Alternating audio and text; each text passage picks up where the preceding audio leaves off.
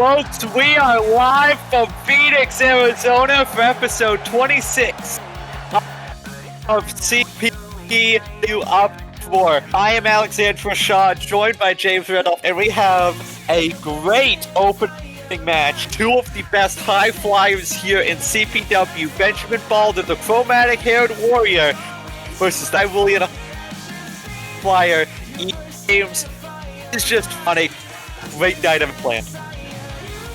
Absolutely, Benjamin Baldur looking to get back on the horse and trying to use Ebac, our resident, put you to work guy, in order to do that.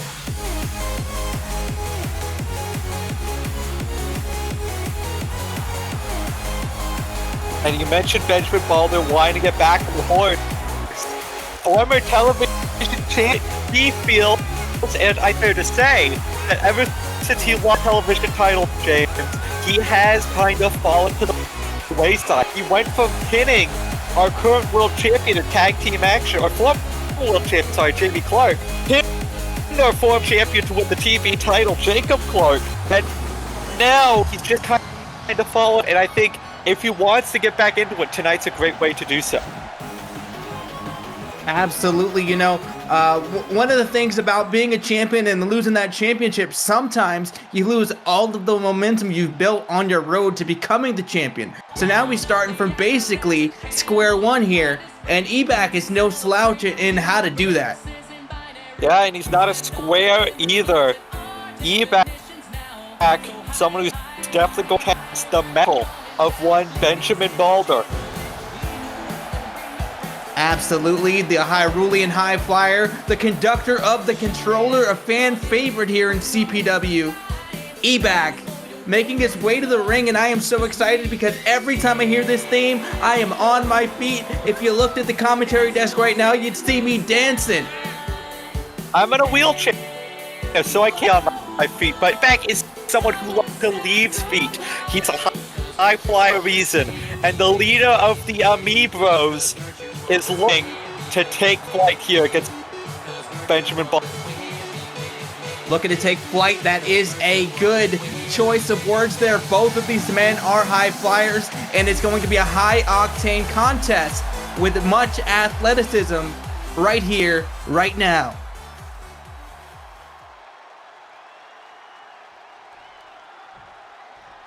As this one gets underway, 20 minutes on the clock. We saw last Uproar for the first time ever that time limit got reached, but I get the feeling with these two fast fighters that it's not going to be an issue here with these two.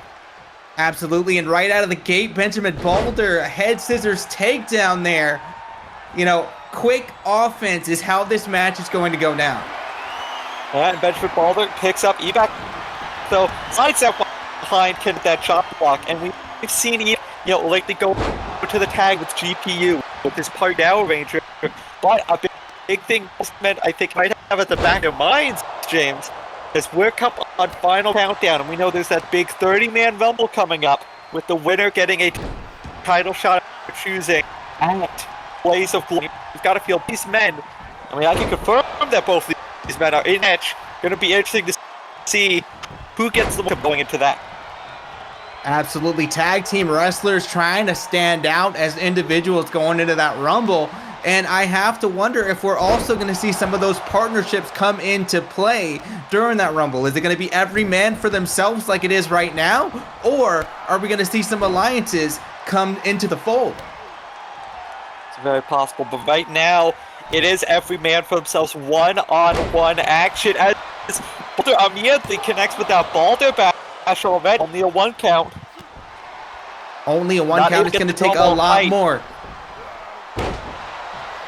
It's another one there.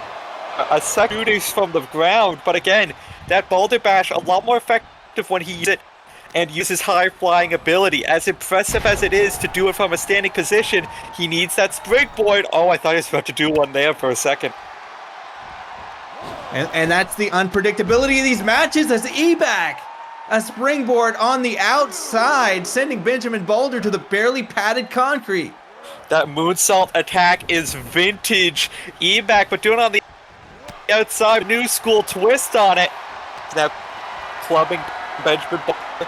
Control could be looking for the Ebac slam here. Benjamin Baldur trying to fight his way out of it. He knows how dangerous that Ebac is as he connects with that face breaker. Absolutely, that spinning facebreaker maneuver as Ebac hits a neck breaker, kind of regaining control here. So now Ebac came up once again. Picking on once again and absolutely in full control right now. And I just want to say thank you to Leonard Seymour for once again gracing us with his presence as Ebac graces the face of Benjamin Baldur with that wheel kick.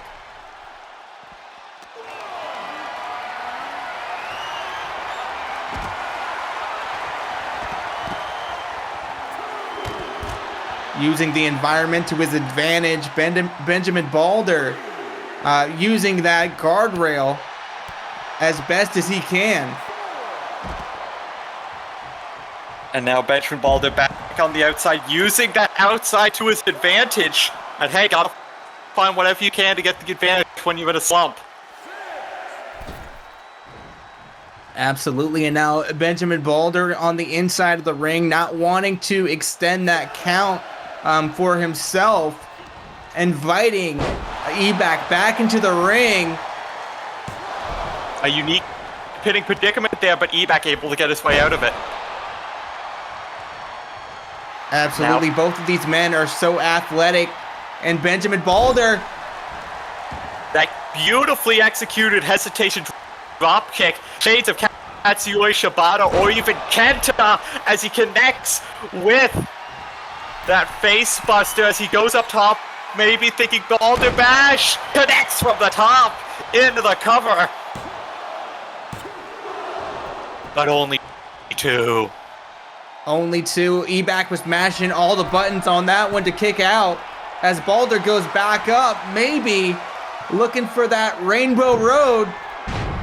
Oh, but gets caught to a scoop slam. Ebac was ready for it. And now looking for game over. And that could be it for this one. But Benjamin Baldur using all of his rainbow-haired fury to kick out of that one. Now a scooped up power slam by Ebac.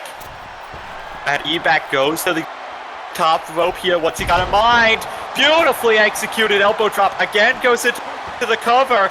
But Benjamin Baldur had that foot under the rope. He was out of bounds. Referee made a smart decision. Referee Leonard Seymour, as good as they come. Ebac looking for something big there. Benjamin Baldur looking for something big, but Ebac still on his toes here. What's this gonna be? A sit-down powerbomb. Shades of Maverick Dallas with that powerbomb.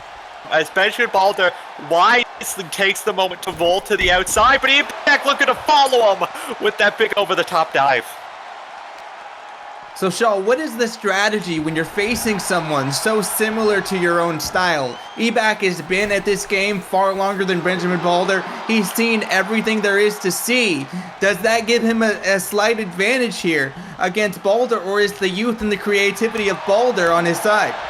It really comes down to if Ebac thinks he can beat Benjamin Baldur at the high-flying game. We've seen Ebac stay a lot more grounded, a lot more grappling style, and we're seeing it here with the Ebac slam. This might be enough, but again, Benjamin Baldur able to shoot those elbows into the side, able to escape once more as Sling Blade connects and follows up with the dropkick. I'd have to give the edge in the speed to Benjamin Baldur. He has just been lightning quick all match long. And Baldur going back up. As now Baldur bash connects center of the ring.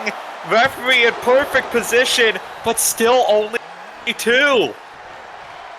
A tremendous night already of officiating for Leonard Seymour, but Benjamin Baldur drawing blood. The conductor of the controller might need a blood transfusion after this one's over. Now up top, looking for that Rainbow Road once again. This time connecting as Benjamin Baldur scrambles into the cover. That should be it.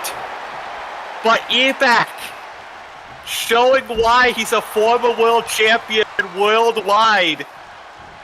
As Benjamin Baldur steps up, but comes up with the miss, crashing and burning. On the outside here, this is a dangerous territory for both of these men. Benjamin Baldur, that lumbar region, getting obliterated by that barricade, and now Ebac sending him into the announce table. Yeah, right by us. And again, sends him into the barricade. And hey, that lumbar region, the same place attacked by the Ebac slam, by the game over. And now Ebac back in the ring. Benjamin Baldur seems to be out on his feet, and Ebac just kind of biding his time, catching his breath here. It's now. And now. Benjamin Baldur goes around. Fujiwara armbar locked in. Might be trying to make him tap. But oh, Ebac able to escape. Ebac revving up the engines here. Wall head of steam with that lariat. As Benjamin Baldur is reeling. And Ebac taking the time to put in some stomps, putting the boots to Baldur. And he might be thinking NVIDIA driver. Benjamin Baldur coming to his feet. Ebac looking for it. NVIDIA driver connects. Update has been installed. But Baldur gets out. That leg was firmly hooked. Baldur kicked out by sheer will here. And now escapes the game over with the Ebac said once again connects with that Baldur buster. And now looking to open up that cut of Ebac. Baldur maybe going to a more violent place than we're used to. I mean, we've already seen Baldur, shed some blood of Ebac here in this matchup. He's doing whatever it takes to get back on the horse here, like we said in the beginning. And now back on that turnbuckle, potentially going for that Baldur bash. No, wait a minute. Rainbow Road, perhaps. To Rainbow Road. No Lakitu to save Ebac this time, but he still kicks out. Ebac is still in this race. Still in this race, but maybe not for long. He's going to have to mash all the buttons once again. The Baldur bash. Not able to get out. And you can see the frustration on the face of Benjamin Baldur. He's going for it again. And another power slam. Ebac was ready. And now... no, continues this time. Game over. No! How? What? Benjamin Baldur just, inserted another coin in the slot because he's got more in this fight. It's now just the Memphis-style fist drops by Ebac. Baldur sweeping the leg. Both these men wondering what they have to do. The Spanish Fly connects that standing C4. Going up top now. Looking for something different. Moonsault executed beautifully. Puts that outside leg. And Ebac stays alive. But that's a move that Ebac knows far too well to be taken out by it. Props to Benjamin Baldur for going deep into his repertoire there. But Ebac is going to have to take a lot more damage than this, surprisingly, to be taken out of this matchup. That's another Baldur bash connects on the outside. Ebac ready for the repeat. It's now these two brawling on the outside with half the time elapsed. What has started as, just a friendly challenge, two guys looking to get back some momentum, has now turned into a war of attrition. And you can see Ebac targeting the arm of Baldur, trying to take out that arm, trying to do whatever he can to keep Baldur down, to slow him down. Absolutely. It's come to that point in this matchup where the game plan is to slow your opponent down, because right now we said it was going to be fast paced. We said it was going to be high octane, and they have delivered, but now comes to a point where you need to slow it down. You need to be a little bit more, thoughtful about what exactly you're doing here to just try to put your opponent away. Absolutely. As now, Ebac rolls back into the ring, breaks the count. Goes back out, has him hooked, inverted Frankenstein. No, just standard one, sends him into the barricade. You know, I've got some flack recently about calling that move a Frankensteiner, because everybody wants to just say, if it's an inverted Frankensteiner, no, it's a poison Rana. Now, I agree that you can call it different things, but from my neck of the woods, that is a Frankensteiner, and that's all it's ever going to be.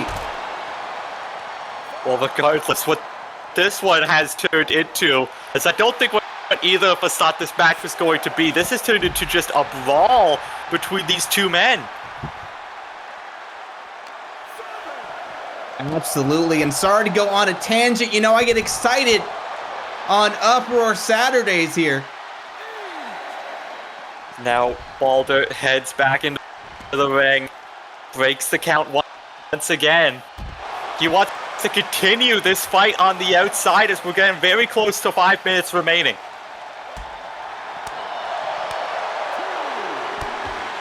Getting very close, but we're not there yet. What is Baldur heading back into the ring? Looking to give maybe Ebac some space. I think this is where the sign of respect comes into play.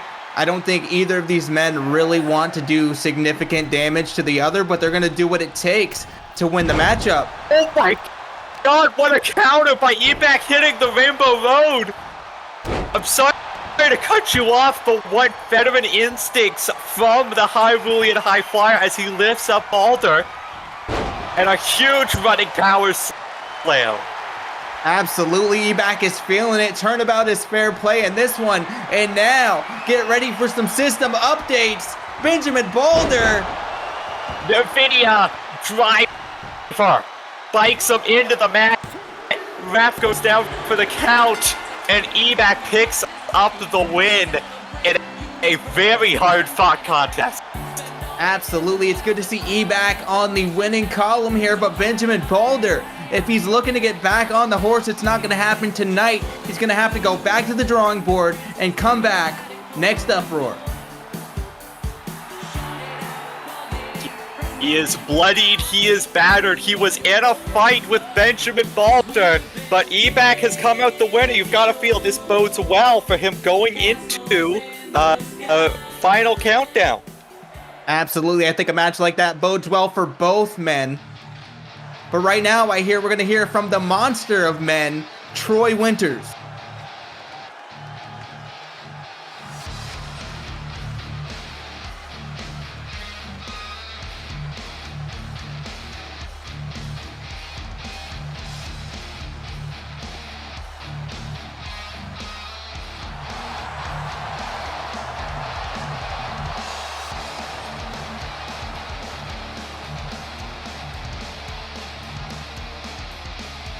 As Troy Winters makes his way down to the ring, he has had, well, certainly an interesting past couple months. After finally getting on a bit of a winning streak, he was taken out in the parking lot by Entertainer. Entertainer stabbing him repeatedly, trying to end this man's life. Not his career, his life. And Troy Winters is now back for some revenge against the Entertainer. Absolutely, and we have no idea what kind of significant damage was done by the Entertainer. Of course, he got shanked numerous times, and I have to, call attention to the fact that both times we've seen Troy Winters in recent weeks, he's been wearing a shirt. So what kind of damage is he hiding under that attire? I mean, only Troy, God, and his local physician probably know, but we saw him attack Entertainer last Uproar, it's clear he isn't just here to let this go. He's here to settle this. Absolutely looking no worse for wear here.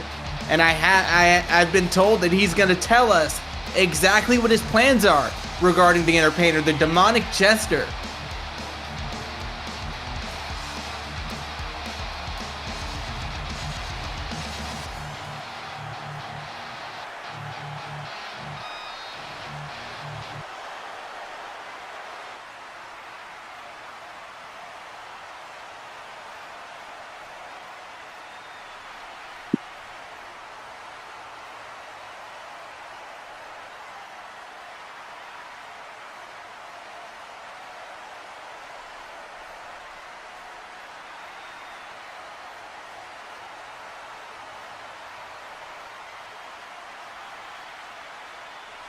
Definitely a sight to see Troy Winters attacking Entertainer with that shovel.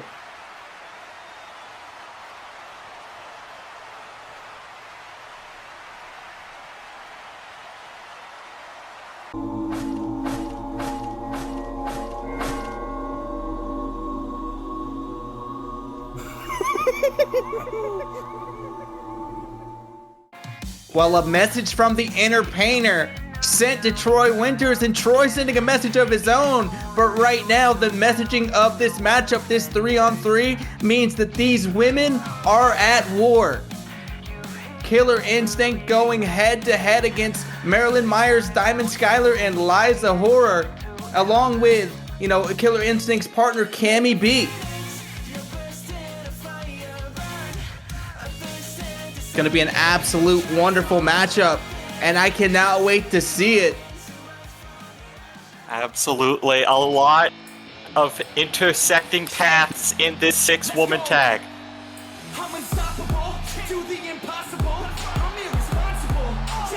I think someone who's maybe the most of an odd one out in this match is Liza Horror. Yeah, some would say she doesn't have as much of a bone in this fight, but we never know what Liza's motivations are. Standing up against Killer Instinct and Cammy B, she's interacted with all of those women. So maybe it's a callback to Golden Opportunity. Maybe it's a callback to something even further away. But Liza Horror, she never does anything without a reason. And I have, a sneaky suspicion that we're going to have a better indication of what that reasoning is after the night is done. Very well. And I mean, like you said, Liza Horror obviously coming up short against Cammy B all the way back at Golden Opportunity.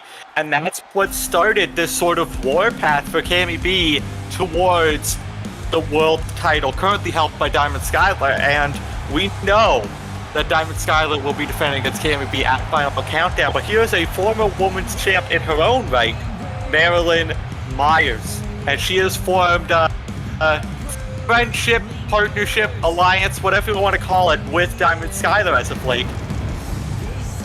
But you also have to look on the other side of that ring. Belle Florent, Marilyn Myers, those two have history. Gotta feel that this might be a bit more personal for Marilyn Myers than she lets on. Oh, absolutely. I think everyone has some kind of personal stake in this fight, and Marilyn Myers, the former women's champion, I think is also someone looking to get back on the horse, looking to make a statement.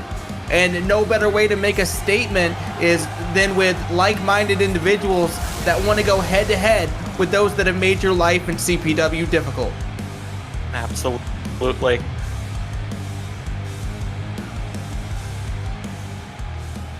Marilyn Myers awaits our world champion,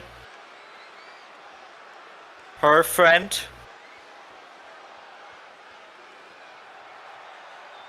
absolutely, Diamond Skylar, making her way to the ring in just a moment. And we have seen Diamond Skylar like a rocket. She has lit up and shot up the ranks since coming to Uproar, winning that title in her first Uproar singles match. Now, absolutely you've got to feel Yeah. And I will say, maybe you could blame it on the injuries to Lauren Osborne, you can blame it on it being her preferred match type, but it was a decisive victory for Diamond Skylar. And now we see her here as Women's Champion. You've got to feel Cammy B, when that match happens, has a hell of a task taking that thing off of her. Oh, absolutely. She is indeed the huntress of the Ryan family dungeon, repping CPW to the fullest, coming into the Uproar roster and, being accepted with open arms. But someone that's not accepted with open arms is this woman right here, Cammy B. The current #1 contender to the world title. And you can't really deny her that. She is an imposing force here in the women's division. Her and her husband, Johnny D, are definitely one of the more intense couples here in CPW, but they're intense in their own right as individuals. I don't think you'll ever see a more intense woman than Cammy B. She's focused, she's ready, and she is going for gold. And Diamond Skylar is going to have to look out because this warpath is just beginning. Absolutely. And we've seen her. She went through Liza Horror. She's gone through Alex Steele. She's gone through Hisano. There's not been a person yet to be able to take Cammy B down one-on-one. At least not in quite some time. And now, one has to wonder, does she have the advantage going in against Diamond Skylar, who, yes, great champion, but does not have the experience or does not have the pedigree that Cammy B does? That is a great question, and one we'll find the answer to at Final Countdown. But ladies and gentlemen, the leader, I would say, the visionary of Killer Instinct, Labette de Bordeaux, Belle Florent. And Belle making her way to the ring. And you say the leader, you say, the visionary, but you have to keep in mind, lately it feels like it's Hisano that has been getting all the opportunities. Belle has kind of taken a back seat here lately for Killer Instinct, but now as she goes into the ring against the person that beat her for the women's title, Marilyn Myers, the person she once considered her star pupil, Liza Horror, you've got to feel that this is a very personal match for Belle Florent. This is her staking her claim that after Cammy B and Diamond Skylar, very well might be Belle Florent back in that women's title scene. Absolutely. In the beginning of CPW, she had one of the greatest records that we have ever seen, and she is still right up there. But this woman, the one that she's aligned with, one of Belle Florent's constituents, so to speak, Hisano, has continually been dominant. She doesn't have the greatest win-loss record, but she definitely has left one of the biggest impacts here in the women's division.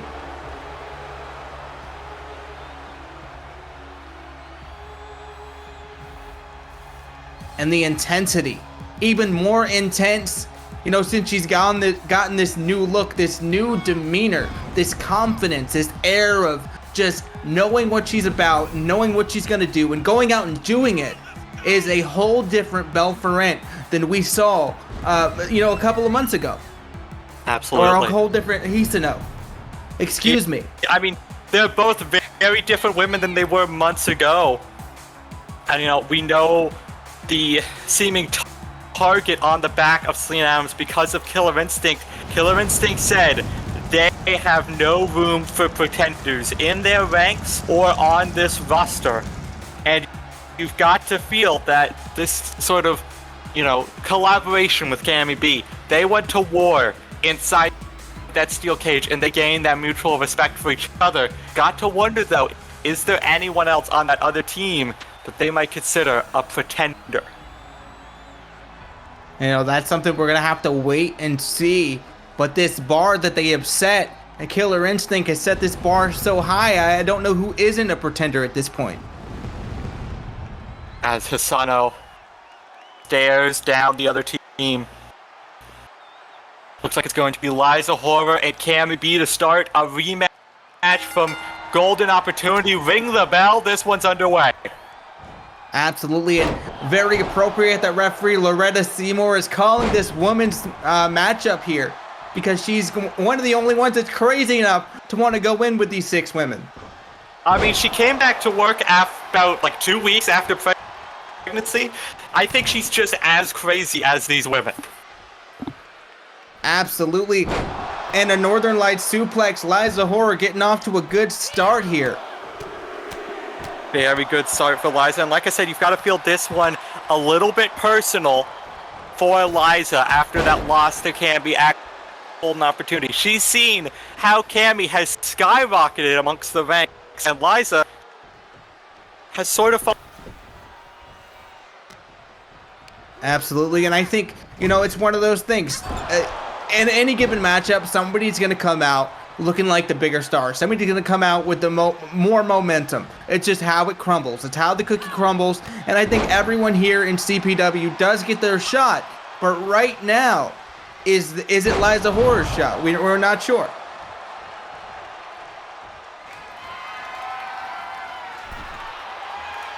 But speaking of shots, Marilyn Myers, shotgun drop kick.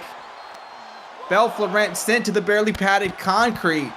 And this is already shaping up to be a hardcore contest here. And I do want to, acknowledge that because the warfare is so significant between these two teams, that this is not elimination. It's going to be one fall to a finish. So, get your popcorn, get your snacks. We're going to be here a minute.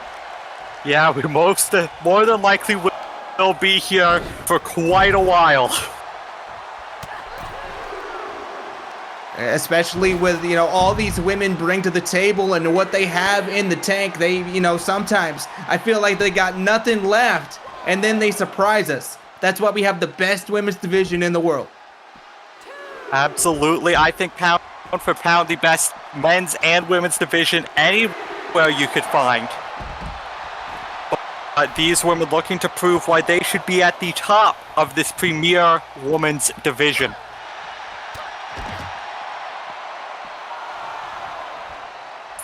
This fight continues on the outside. Belle Florent getting back into the ring.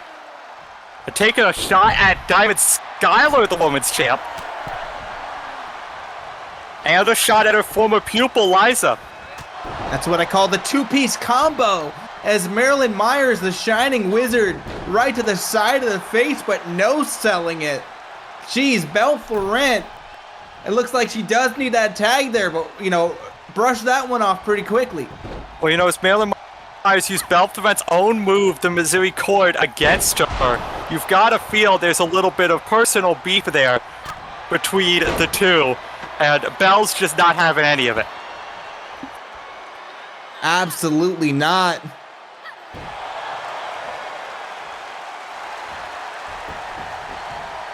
And Marilyn Myers going for a pinfall here, but smart referee Loretta Seymour saw the hand grabbing the rope.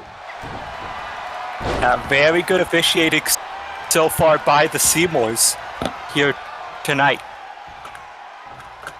Absolutely.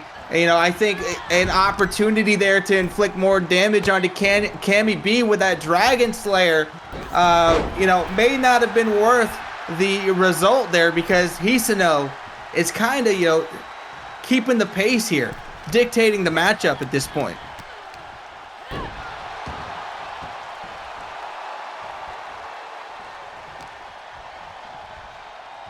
And ladies and gentlemen, Hisano sending Marilyn Myers, the Queen of Screams, into the corner.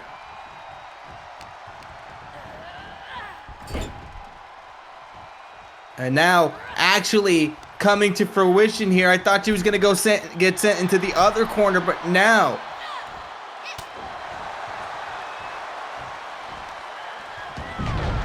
And a pounce. Hisano using the power, the explosivity in those legs to take out former women's champion Marilyn Myers. And now we see the former protege of Belle Florent going head to head. Liza Horror doing her best to pop off a drop kick there, unable to get it done. The wiser, the more experienced Belle Florent able to avert that crisis, but not able to avert the one that's coming at her right now. That low flatliner. And a tag to the current CPW Women's Champion, Diamond Skylar. A pump kick sends our inaugural champion down to the canvas, but just like that, Hisano breaks up that pinfall. And Diamond looking for an opportunity to return some of the brutality we've seen throughout this matchup as Liza Horror assaults Belle Florent on the barely padded concrete and hands the easy pickings off to our champion.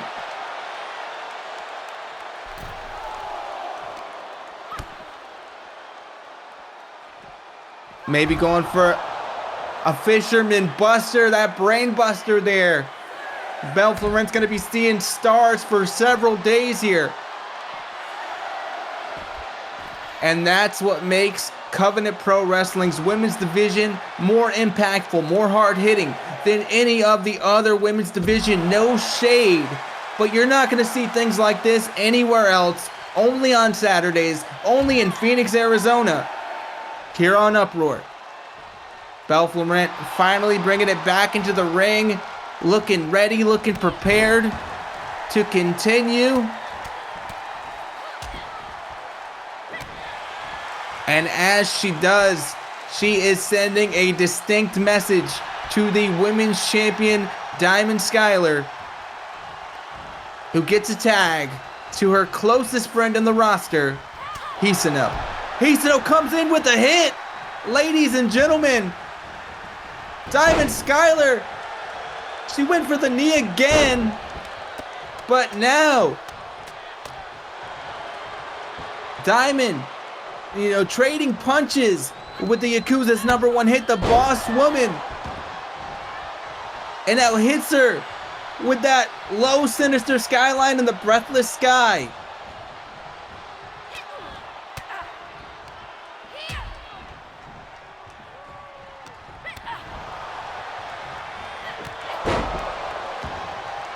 And a pump kick yet again. Just jacking the jaw. And ladies and gentlemen, I believe that was a miss. Yeah, the mist to the eyes of Diamond Skylar. You can see her clutching her eyes now, trying to just get the last bits of it, removed. The referee didn't see it. This is no disqualification here. Now, though, Diamond Skylar sends her into her tag team corner, brings in Liza Horror. Look for a bit of a heart attack variation there with the big boot. What's Liza got planned here? Oh, went for the Pele kick, but Hisano had it scouted. Going to take the breather, pass out to Camby B. And ladies and gentlemen, if you're just joining us, this has been an action-packed night. And this is going to be an action-packed knee from Karma. And that could be it. But Marilyn Myers breaking up the pin. And we see Hisano looking to maybe pick a fight with Myers. Thinks better of it. Obviously, they only have a 5 count in the ring. But now has Liza up, target marked by Belle. And that might be enough, but Marilyn right there again, able to break it up. And you see Belle staring down the woman that beat her for the woman's title. Not all too pleased. Absolutely, and it's one of those things, these two women know each other very well. They have some animosity that's left over as that gut-wrench throw sends Liza Horror down to the canvas. Each one of these women has, I believe now, a bone in the fight. We were questioning whether Liza had one, but it is clear after this one, she certainly will. Absolutely. It's now though Hisano looking to go after Marilyn Myers, someone who's been a thorn in the side of Killer Instinct all match long. And now a huge forearm shot to the side of the head. Absolutely, and you say a thorn in the side. Sometimes the MVP of matchups like this are the ones that break up the pinfalls. Absolutely. I mean, you need someone to be a disruptor. It's not all about who gets the final pin, who's the one pinned in the end. Sometimes it's all about who's the one to make those stops. Yeah, now nobody making the stop to that tag as Diamond Skylar comes in and is reacquainted. Wait a minute, the misery cord got connected there. But Liza breaking up the pin from her old mentor. Now a stunner takes out Marilyn Myers.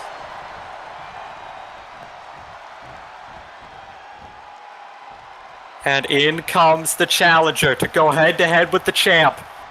Diamond Skylar, though, I think not looking to get a preview of Final Countdown anytime soon. Absolutely not. But I will say the quick tags, the quick thinking, and the messaging from Killer Instinct and Cammy B is very clear in terms of, you know, negotiating to make sure that these women are facing off with each other. Oh, but now Marilyn, in a bad way, just got transferred to Rikers. And Liza, though, comes in to kick it off. Honestly, though, if she got transferred to Rikers, I firmly believe that Marilyn Myers would find a way to break out. 100%.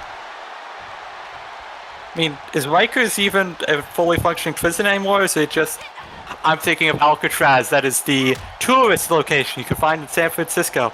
But right now we're here in Phoenix, Arizona. It has been a great night of action so far, and we're just getting started as Marilyn Myers connects with that Quinn shot to take down Cammy B. And now what's she looking for here? That rolling cutter. The twisted fantasy, but Hisano there to break it up. I mean, we've talked before about succession, about who gets the shots at who. I mean, hey, if Hisano or Belle Florent maybe get the pin on Diamond Skylar, or if Liza Horror here can get the pin on Cammy B, you've got to feel that maybe whoever walks out as the champ on Final Countdown might have their first contender already lined up. You know, that's definitely a possibility. This match is certainly going to shake some things up regardless of how you look at it, as Liza Horror getting shaken up by that kick, but shaking it off pretty damn quickly. Now that neck breaker connects, up goes Liza to the top rope. Belle Florent running interference and sends Liza crashing down. Belle Florent very quick to stop Liza Horror. Absolutely, but Liza continues. And that code red, the red letter, connects to Cammy B, and Cammy is rocked right now. Liza Horror definitely showing some improvement since Golden Opportunity as she connects with the Prodigy Driver. She's a one-woman army here against Hisano and Cammy B. Absolutely. But Cammy catches her. Cammy B driving that knee into the face of Liza Horror, and Liza needs some breathing room here, finds her way out to the barely padded concrete, but Cammy B is not finished inflicting damage, going after former CPW Women's Champion Marilyn Myers. Oh, but Liza able to stop the beating, at least for now. Gets caught though, no, dodges the lariat, instead goes behind. Backbreaker, neckbreaker combination. Goes for the cover, but Belle Florent right there to break it up. Absolutely, these pinfall breakups have been the difference maker in this matchup, but now looking to make a difference in the face and chest of Cammy B. Liza Horror stomping away. But now going up top, no Belle Florent to stop her, but instead thinks better of it. going for something else to try and put Cammy B away, but gets caught, flipped over, knee from Karma. And I have to think it was that split-second hesitation, switching from the top rope maneuver and trying to recalibrate that half of a moment that, she took to, figure out what she was going to do. That's all it took.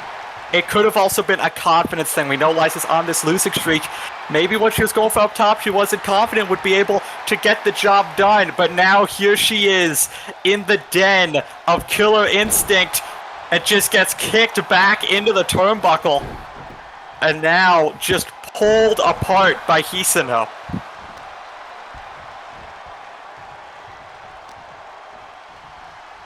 Now into the corner again.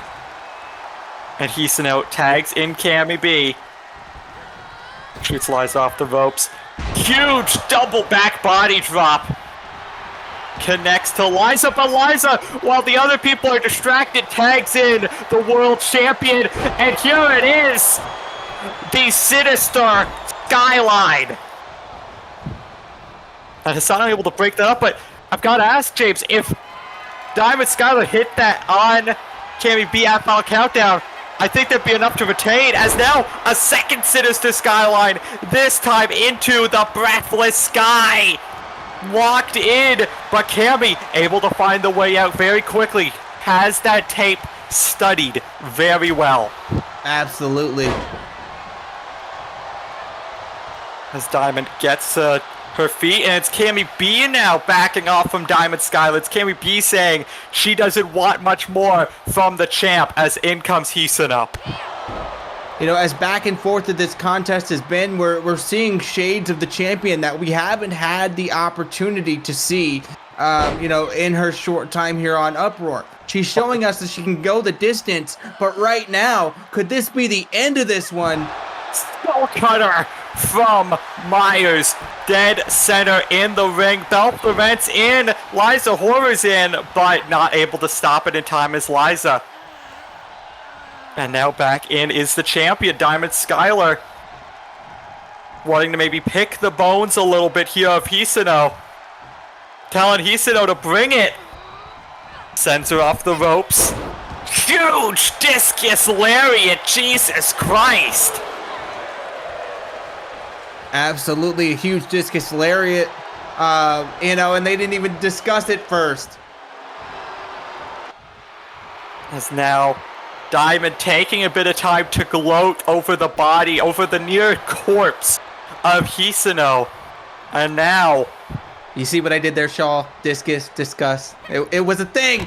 Ladies and gentlemen, just like this one is. Sinister Skyline again connects to Hisano, as now Marilyn Myers goes for the knee drop. Hisano able to get out of the way. Big calf kick connects. As now both women up to their feet. The punches, that boxing background of Hisano into the triangle choke. Locked in right now on Marilyn Myers. Might be forced to get a submission. But no. And folks, it is anarchy all around the ring. Cammy B down, Belt Florent down. European uppercut from Myers. Myers taking on everybody. Reverse DDT. And he's able to get to Bell.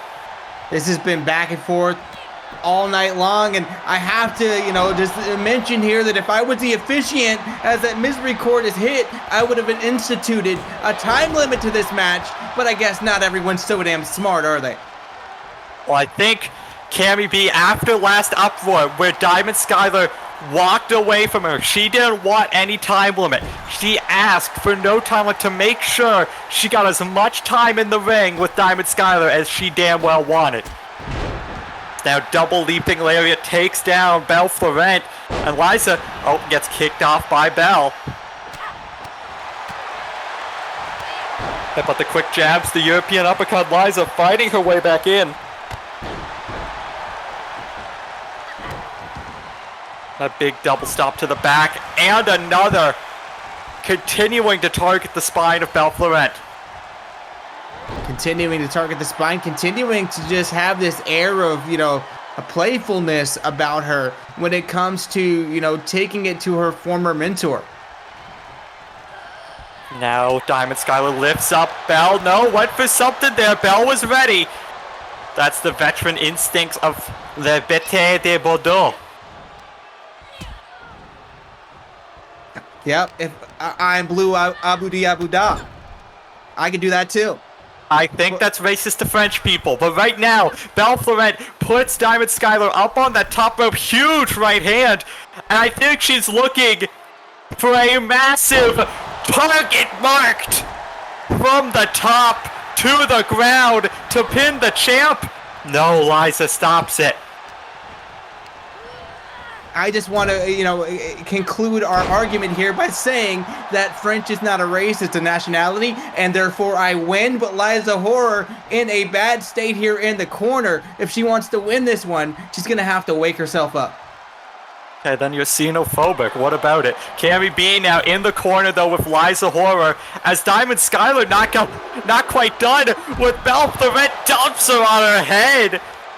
And Carrie B goes after Liza Horror as Diamond Skylar now has to contend with the legal woman in Hisano. And Hisano now looking for pile driver, perhaps. No, got her up. Yosaka, straight cutter. And Diamond Skylar able to roll to the outside. I don't know how much of a reprieve it'll be as she's sent into the corner. Bell up on Killer Instinct's side. Cammy B still down as Hisano bumps off Liza Horror. German suplex to Diamond. How she has that much speed this late in the game here, I will never know. The intensity, the training, the cardio, everything that, she's got working for her right now is quite impressive. And don't let it fool you because our champion keeps finding a way to come back. Hisano has been continually impressive in this matchup. Now that huge Fisherman's Buster to Hisano. And Diamond Skylar makes the tag to Liza Horror once again. And now Liza looking again for that sunset flip into the red letter. But only two. As the big boot, Jesus, takes down Bell. And now the double stomp from Liza. She looks to make the tag to Marilyn Myers. And Marilyn, she is an unpredictable woman here in this division. You never know what she's going to do, but you can say the same thing for all of these women, as Cammy B has immediately got her locked in to the transfer to Rikers.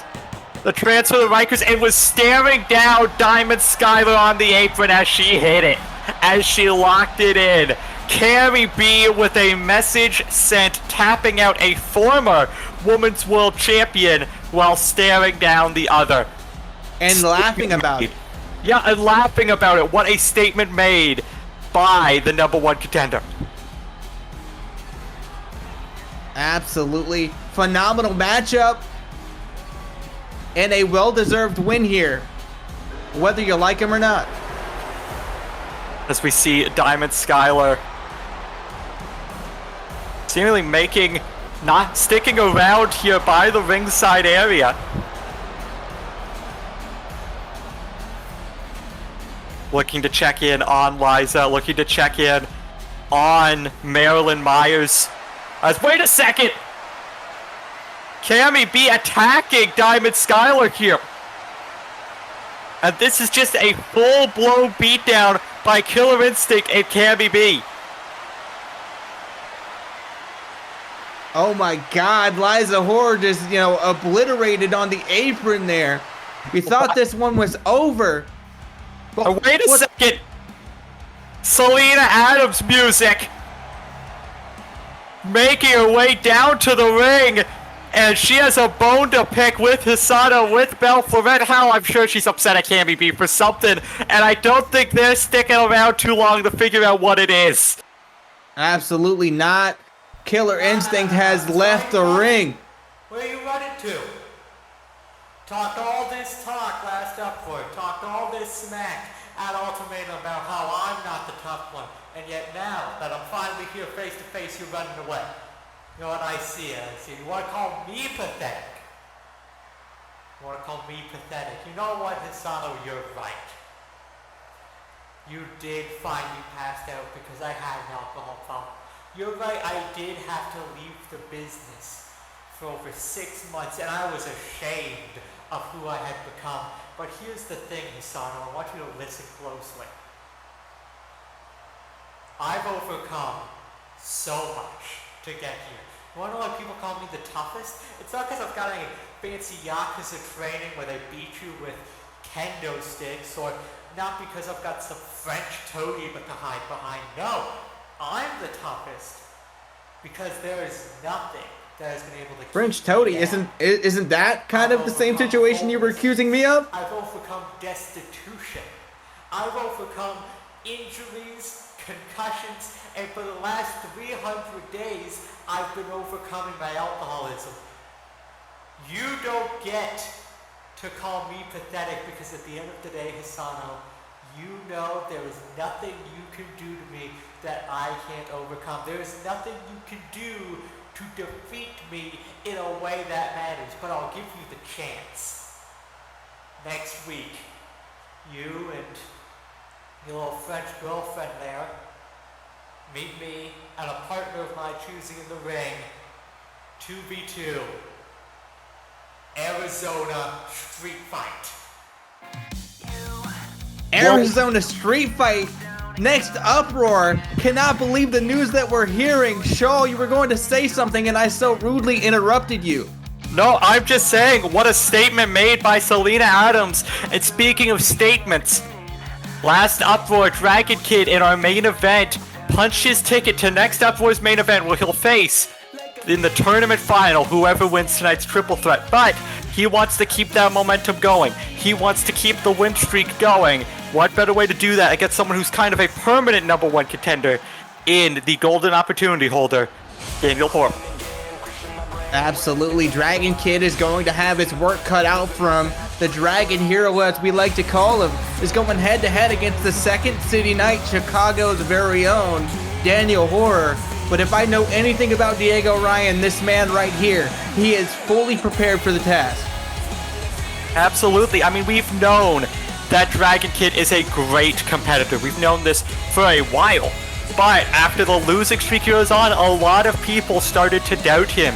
But now, he beat Entertainer at Ultimatum. He won that unique opportunity. And now, he is going on. He went on to beat both Mac Daddy Furnace and William Black, by the way. Got both of the falls in that match, if I remember correctly.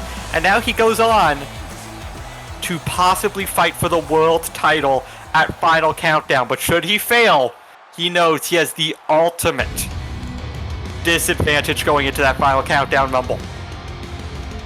Absolutely, it means he's going to come in at #1, and Daniel Hoare, the Second City Knight, believes he is #1. Absolutely. I mean, listen, he has had a great run as of late. Won that Golden Opportunity ladder match. Beat Will Sheridan in the main event of Uproar not too long ago. Yeah, it's only a matter of time, you feel, until he uses that briefcase and he becomes a champion. 100%. You know, I think that match back on Covenant Pro Wrestling Uproar episode 22, him beating former world champion Will Sheridan in such devastating fashion, already cemented his contention for a championship. And then he went on and additionally got that Golden Opportunity briefcase. This man has a case no matter how you look at it. And this is going to be the face of CPW in the very near future. You can quote me on that. I mean, he's definitely got one hell of a shot. This is going to be an interesting match about the future of CPW, who many people consider the current #1 contender, versus a man who is looking to become the actual #1 contender. Ring the bell, this one's underway.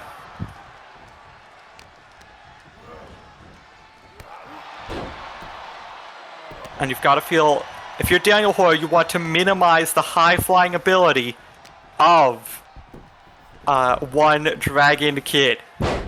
Absolutely, the former gymnast, Dragon Kid, is used to being on the ropes. He's used to being on, platforms where he's doing gymnastics. He can come at you from any angle. So to keep him grounded is probably the best bet, not only for acrobatics, but also to limit the speed. Absolutely, and that's the thing. You're not going to be able to outfly Dragon Kid if you're Daniel Horror, but you see him taking a bit more of a technical approach, and there you see the speed of Dragon Kid being able to balance on that 1 foot and still be able to come up with the counter. That's what makes him so dangerous, as now he's going after the legs of Daniel as he snaps back that hamstring. Dragon Kid, suicide dive over here, right in front of the commentary desk. Is now right in front of us. Looking for a running drop kick, but instead crashes and burns. You can see him holding that, like that tailbone. As now the Shining Wizard connects from Daniel Horror. This is his chance to get back into the match. As he's sent crashing into that barricade, Daniel gets back into the ring. And Dragon Kid taking a moment to just reevaluate, to refresh himself as he gets back in, puts some distance. The referee getting caught in the crossfire as the drop kick, no, not able to get it. Finally lands that drop kick of his own, does Dragon Kid, but the leg caught. Dragon Screw leg whip by Daniel Horror. These two, neither one giving an inch. Absolutely, and we're seeing some speed out of Daniel Horror as well. It's a more technical, more restrained, more refined kind of speed. But Dragon Kid also showing us that this back and forth action, it seems he can go all night long. I mean, he very well might need to against someone like Daniel Horror, as that dropkick connects off the top, goes into the cover against Daniel for the victory, but only 2. You know, it's funny, in a match like this, I think, Dragon Kid, he's putting the cardio in. Daniel Horror putting the cardio in, but I think the man that puts the most cardio in a match like this is the referee, Leonard Seymour. You gotta be in shape. Absolutely, and you're seeing a lot of respect between these two. When one of them gets sent to the outside, the other gives them the space to get back in. But now it's Dragon Kid taking himself to the outside, but I think was looking to go up top. Daniel Horror not giving him the chance as he connects with that T-bone suplex. Absolutely, and there, that's the thing. There is respect here. Both men want to win championships on their own right, on their own merits. There's no nefarious things going on in the background. There's no partnerships being made with people you shouldn't be associating with. This is just one-on-one wrestling, as Leonard Seymour calls the rope break there, potentially saving Dragon Kid in this match. Very well could have, yeah. That sleeper hold looked locked in tight. As now went for the super kick. Dragon Kid caught it. And now sweeps under Pele kick to the back of the head. That skull buster from Daniel Horror might have been enough to do it, should it have landed. But now Dragon Kid back in control. And you saw him immediately after he caught the super kick, he realized that it was a dangerous move of Daniel Horror's arsenal. He has begun targeting the legs and now the arms, just all the ligaments of Daniel Horror. Trying to take the impact of whatever he can away from Daniel Horror. Now that big knee to the head drops Daniel. Daniel trying to get to his feet, but gets caught. Tilt-a-whirl head scissors takes him down. And again, just trying to get to that vertical base because he knows if he stays on the ground, Dragon Kid can begin to pick him apart.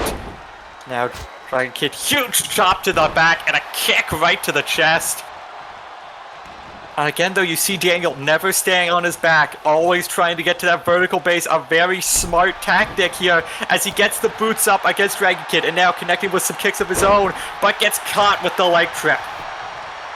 And Dragon Kid is so proficient in blocking those shots, blocking those attacks with the lower extremities. I think it's because he is so proficient in dishing it out that he knows how to take it. Now, though, Pain Buster from Daniel Horror connects. He's now dropping the knee on the back of that, and you can see the red on the chest beginning to form for Daniel Horror after the just strikes from Dragon Kid. I think Daniel Horror. Oh, I was going to say no longer going to be respectful and leaving him on the outside. Looking to show off a little bit here in the ring, showing he could be as high-flying as he wants to be. Absolutely, and Daniel Horror allowing Dragon Kid to get back in the ring. Matter of fact, helping him back into the ring, trying to keep this on the up and up. Now sends him crashing into that turnbuckle. And now has him locked up. Reverse DDT. Into the cover by Daniel Horror. But only 2. Only a 2, and Dragon Kid, it may be in a bad way here. He's taking a lot of shots to the head. Almost took another one. But no, again has the Skullbuster scouted, and again, that kick to the chest. As Daniel trying to get to a vertical base using the ropes, using the turnbuckles should he need them. Now a huge high kick by Dragon Kid. I think looking for the first of many moonsaults. The triple blaze blazing right now here in the arena in Phoenix, Arizona. You thought it was hot before. Check the temperature now. Pinfall. 1, 2, but only a 2. You saw the ferocity with which Daniel Horror shot that shoulder off the mat, wanting to show he's still got plenty left in the tank. Might not after this. Bahamut Spirit 2. That Dragon Spirit into the cover. Referee in perfect position. That's got to be it. No, again shoots that shoulder off the mat. Referee in perfect position. Perfect pronunciation. Do it again for me, Shaw. Bahamut Spirit 2. The Dragon Spirit 1, 2. And again shoots the shoulder up. And you see him immediately start clutching that shoulder close to his chest. It is taking a lot to kick out with the ferocity that he is. But Daniel Horror refuses to say die.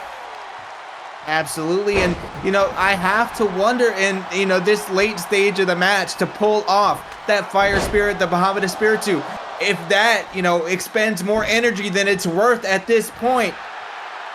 So now though, huge scoop and a slam, taking it back to bases is Daniel Horror.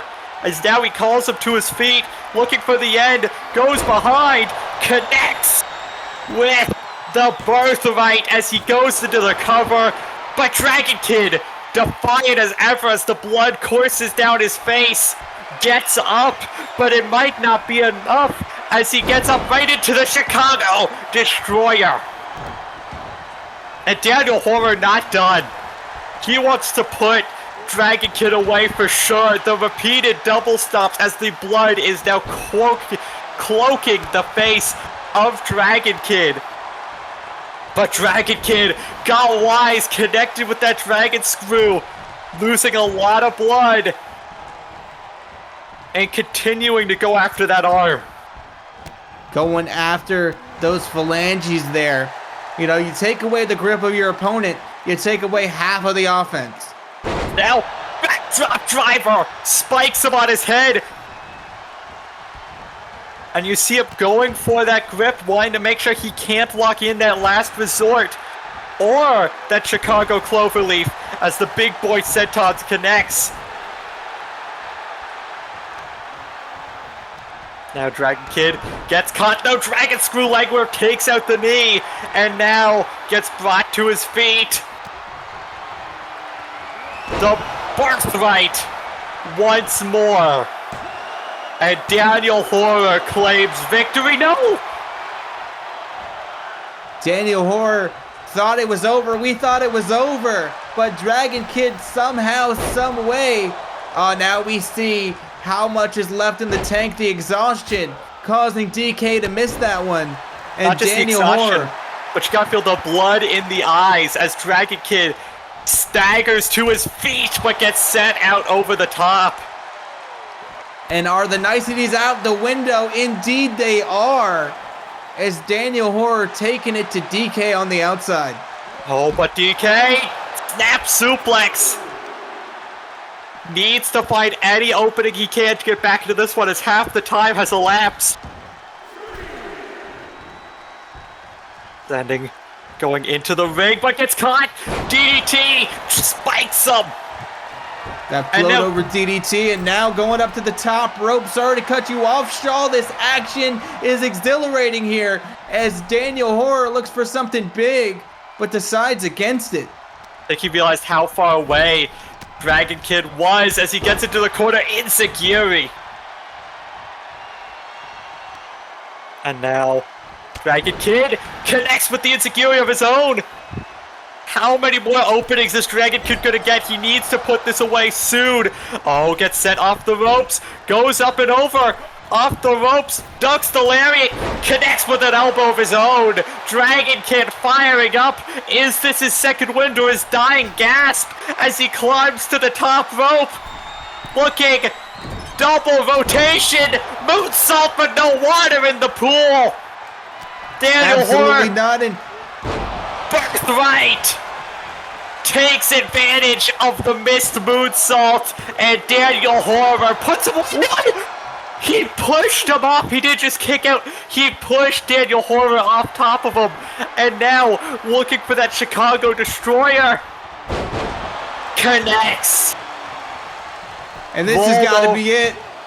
Rolled over. That has to be enough. No. What are these two men doing? Dragon Kid abandoning all hope here of, wanting to survive this. He's just kicking out. Birthright. Hard Pam hooks the leg.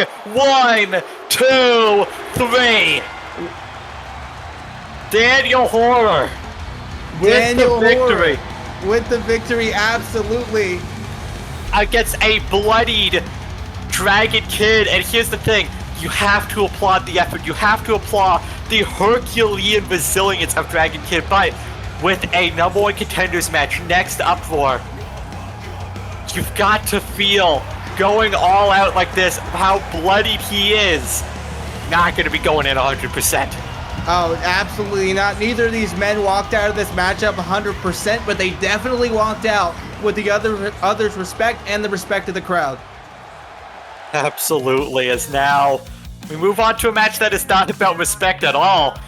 Johnny Gemini versus Jack Harnish. We know that the two teams these two represent, the Kingsmen and the Asylum, will go head-to-head at Final Countdown for those tag titles. We saw last week the Asylum attack the Kingsmen from behind. Now Gemini's turn to get a bit of revenge. Absolutely, and this one isn't about simply just, beating the other. It's about wearing your opponent down and trying to get that edge, like you said. This one is going to be an absolute war, and it's going to be, for hopefully in the future, a title change for Johnny Gemini, maybe. Well, could be. As both men have been asked to leave their tag partners in the back, a clean one-on-one matchup. And there's been some talk, there's been some rumors, there's been some consideration about whether or not the Asylum can get it done anymore. I mean, we saw them at Ultimatum. They had a great match against Dan Darnester and Tony Samuels, but that's a match they should have won decisively against a new team in their first match together, and yet it nearly went to time limit. It went to under 60 seconds left. And then, last Uproar, they went against a team we've seen them beat before in Shane Robertson, Leo Carter. That went to time limit. The first time limit draw in CPW. You've got to wonder, are the Asylum maybe not able to get the job done anymore? Absolutely. A good assessment of that. We know they can go the distance, but can they get the results? Now we await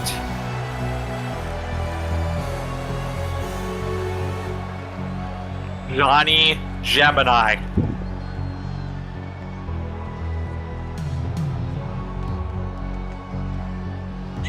And Johnny Gemini has come into CPW with a whole lot of fire, a whole lot of flair. At Ultimatum, his team winning that triple threat match to become number one contenders. And now, I mean, hey, depending on how things go in Final Countdown, he could be the next tag team champion. Could this be the start of the Final Countdown for the Asylum's tag title reign? That is a good question, but what are we gonna witness here tonight as Johnny Gemini makes his way into the ring? What kind of matchup is this going to be? Only time will tell. As Johnny Gemini taking some time to himself. First singles match here in CPW, feels important to point out. You've got to feel he is all focused. Oh, definitely. You see the focus on the face. You can't see the eyes, but you don't gotta see them because everything else, you know, the jaw is set. The focus is evident here. As this one gets underway, went to go to the corner, threw Johnny Gemini off and hit him with the headbutt. As now immediately looking for a sleeper hold and too close to the ropes, Johnny Gemini able to get a hand out and get that break.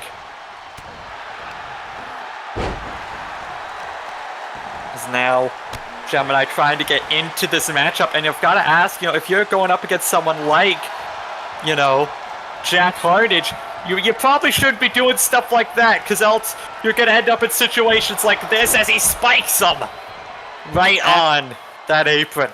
Absolutely lawn darted into the apron. And, you know, I think when you're facing someone like Jack Harnish, the strategy is simply to survive here. It's not to do anything pretty. It's to do whatever you can to make it to the next match. Absolutely, is now sent into the corner, but able to dodge. And now huge, a vicious European uppercut by Jack Harnish. A back elbow, though, from Gemini, not letting him follow up on that as he connects.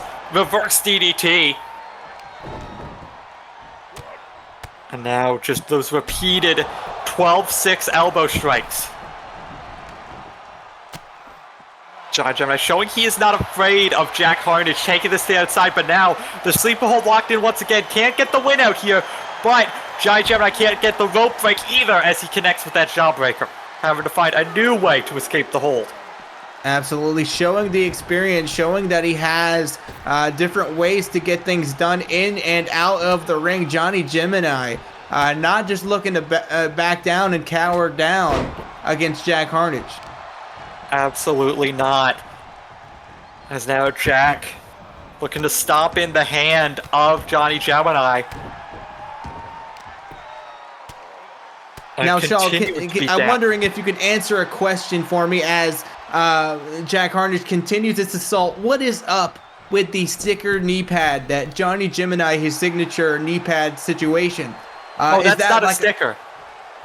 What exactly are we dealing with there? That's a tattoo. It's a tattoo. Yeah, well, and it shows if he can go through the amount of pain to get a tattoo right on the kneecap, what can an opponent do to put him down? Not a lot. Well, ladies and gentlemen, remind me, James Randall, to get my eyes checked before next Uproar, because I thought for the longest time that was a knee pad, and now I am questioning the tolerable pains or the intolerable pains that Johnny Gemini is willing to go through. Yeah, and also able to wrestle in those glasses. Johnny Gemini, truly a man that is an enigma unto himself as he kicks in the gut. Butterfly suplex to Jack Harnish. Well, it's anything but butterflies here in this matchup. No butterflies or birdies or pretty little stars unless you count dot in that eye. Johnny Gemini connecting with that spinning back fist right to Jack Harnish, the only exposed part of his face. Johnny Gemini taking advantage. Absolutely. And that's what you gotta do. You need to find the little advantages where you can when you go up against a guy that is bigger than you. As he goes into the cover. Only two after that back fist. And you see the strength on display of Jack Harnish, but he does need to roll out of the ring. As Johnny Gemini hyping himself up. Hyping the crowd up. Huge dive to the outside. Nothing pretty about that one. But Johnny Gemini looking to take the fight right to Jack Harnish. It's almost like he's just wanting to prove that he can go to a level, a deeper level that we haven't yet seen here in CPW. To prove that he can get hardcore if he needs to. To prove that he can throw away, all the confines of the wrestling ring. Now Gemini goes up top, follows all that up with an elbow drop off the top rope. And now again, looking to take out the knees to chop down the big man, Jack Harnish. Now sends him off the ropes. Drop down. Huge gut kick into the roundhouse kick. And now attacking that gloved hand. We don't know if that hand is gloved due to aesthetic purposes or if there is some damage there. Jack Harnish took a bit of a break here in CPW and came back with a vengeance. As only a 2 count connects off of all that. Giant Gemini going to the middle rope. Looking for a blockbuster. No! Jack Harnish ready for it. Johnny Gemini not able to hit the witness. Instead hits that German suplex, folds him like a goddamn accordion. And now,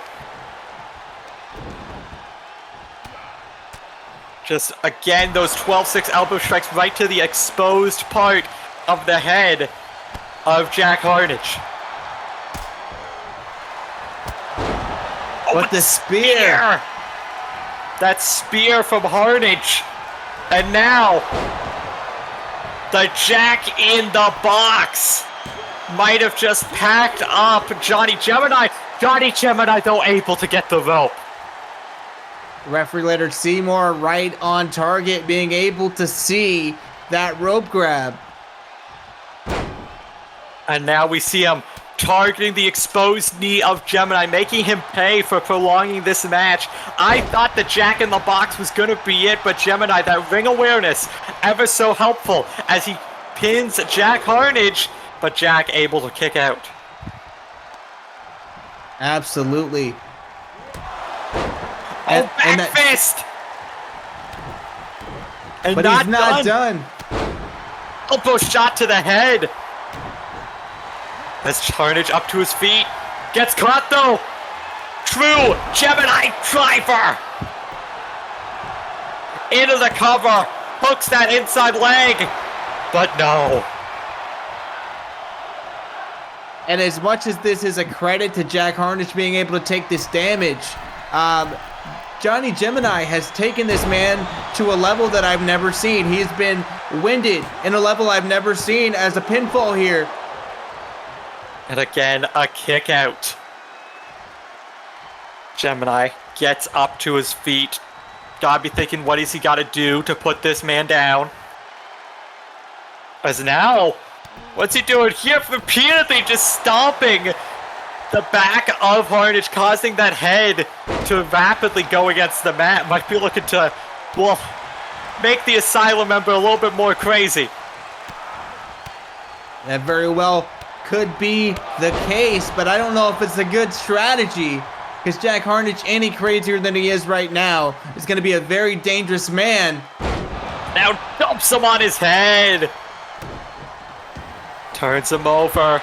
Johnny Gemini getting right back up to his feet. He knew he was in bad way. Backdrop driver. Jack Harnish rolling to the outside to keep himself safe. And Johnny Gemini choosing to follow. And I have to imagine that all that is left here is adrenaline. Both of these men, it's only been a short time in this matchup. We're almost halfway through. But in comparison to the rest of the matches here tonight, they haven't been in action very long. Oh, wait a sec. True Gemini driver once again hooks it deep to get the win over one half of the tag champs.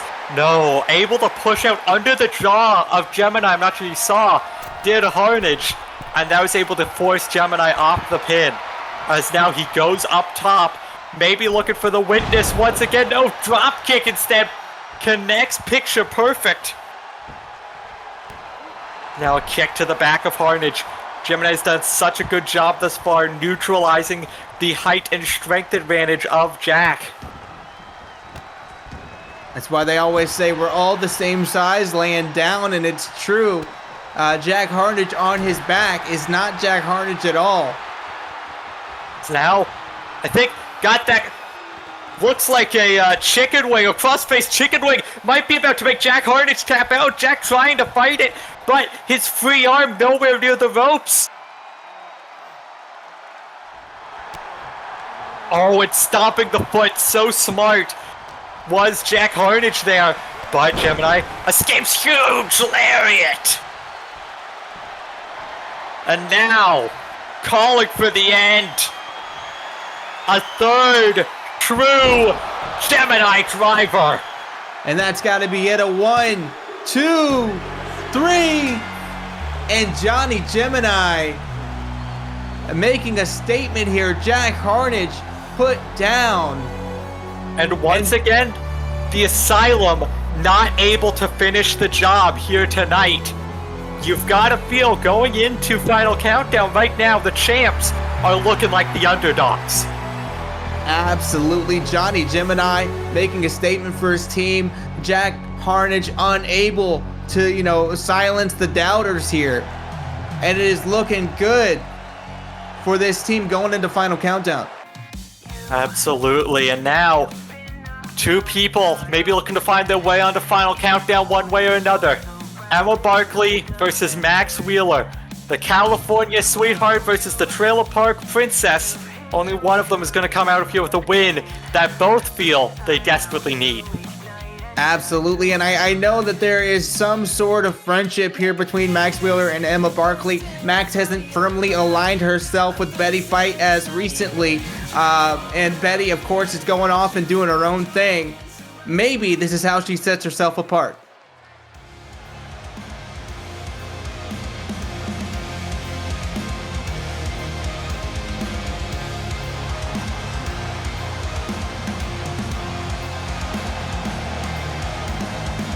As Emma Barkley skateboards in.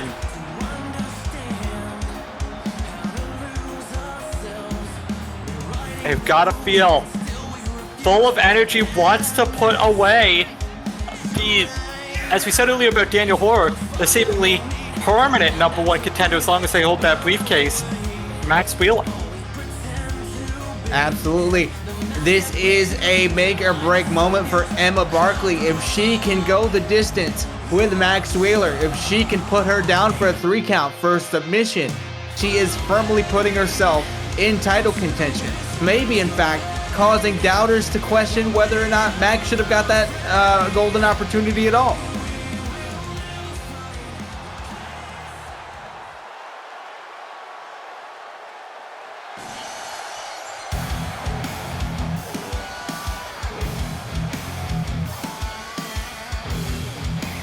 And now, make her way down the ring. First time we've seen her since that Monsters Ball against Selena Adams at Ultimatum, Max Wheeler.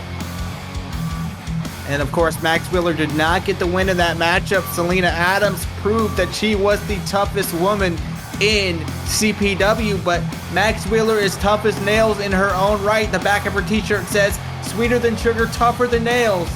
Or at least it should. That's the other version.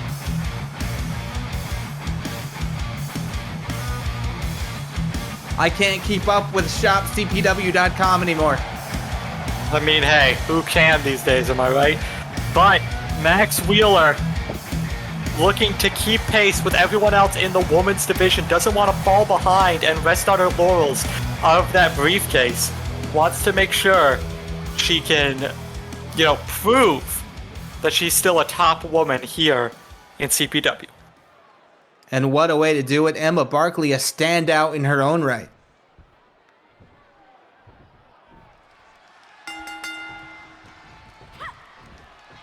Now, ducks the kick, gets caught, DDT, a hot start by Max Wheeler. She goes for the cover, only able to get a 1.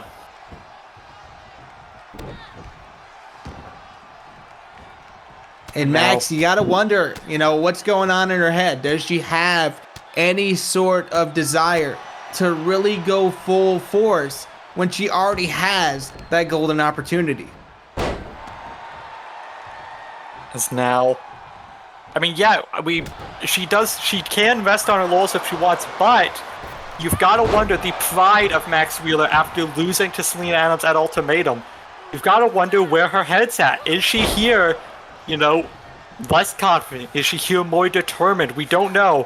Right now, all we know is she's currently laying a beat down with these gut-wrench suplexes. Absolutely. Former Arby's the Meats champion, Max Wheeler, proven that she's still got some technique. She's still got some ways to put her opponent down. But Emma Barkley is my favorite here in this matchup, even though at the moment it's not looking good for her. As now, Max Wheeler going into that ground and pound. Starts, I think, trying to beat the hat off of Emma Barkley there. I feel like the moment the hat leaves Emma Barkley's head, the world is going to implode or explode, whichever you prefer. I'd hope implode, because that would be inner, but regardless, it is taking a lot of inner strength right now from Emma Barkley to keep going in this match. Absolutely. And we know that Emma has the fortitude. We know that she has what it takes to pull out some of the most banger matches. And yeah, I'm going to use that as a term, most banger in CPW. So right now, neck breaker, double underhook suplex, butterfly suplex there.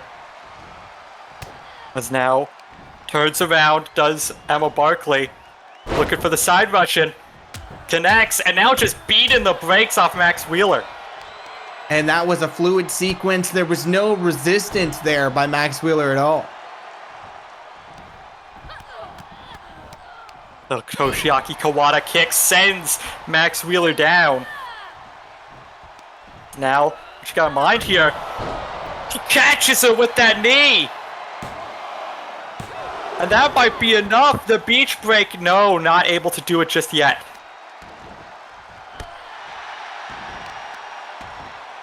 It's now continuing to kick in the back of Max Wheeler. Max trying to escape, get a little bit of breathing room here on the outside, on the apron. But it very well could have been a mistake, but Max, the old commentator's curse here. And now Max has got Emma right where she wants her. Has her up. Mama is left. No! Wait a second! California Dreamin' to Emma Barkley. Insult to injury. This could be it. Almost out with her own move. Emma Barkley jostling that shoulder up. When you see she put some oomph on that kick out, she refused to be put down by some California Dreamin'.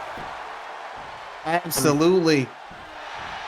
And Max keeping the pressure on, but I feel the tide changing at any moment as Emma Barkley gets hit with that neck breaker.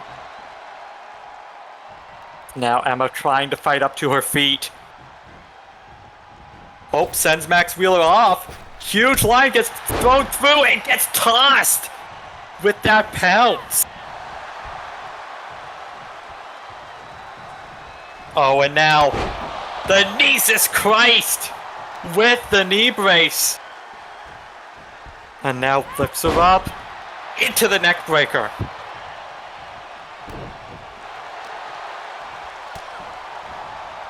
And you have to imagine that all the women in the women's division are watching this matchup much like they watched that 3-on-3 battle earlier tonight.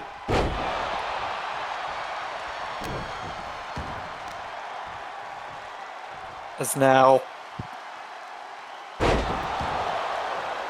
drops down the face of Max Wheeler. Wait a minute. Barkley, huge dive to the outside.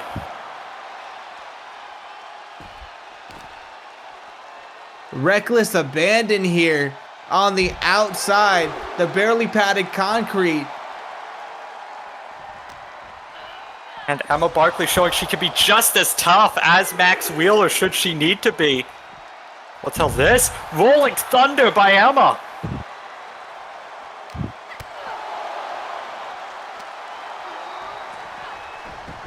Now rolls Emma into the ring. Now, gets her, got her up, caught her!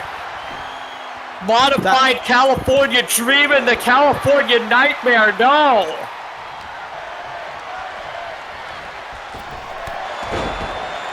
And now, Rusaiku knee, ride the wave!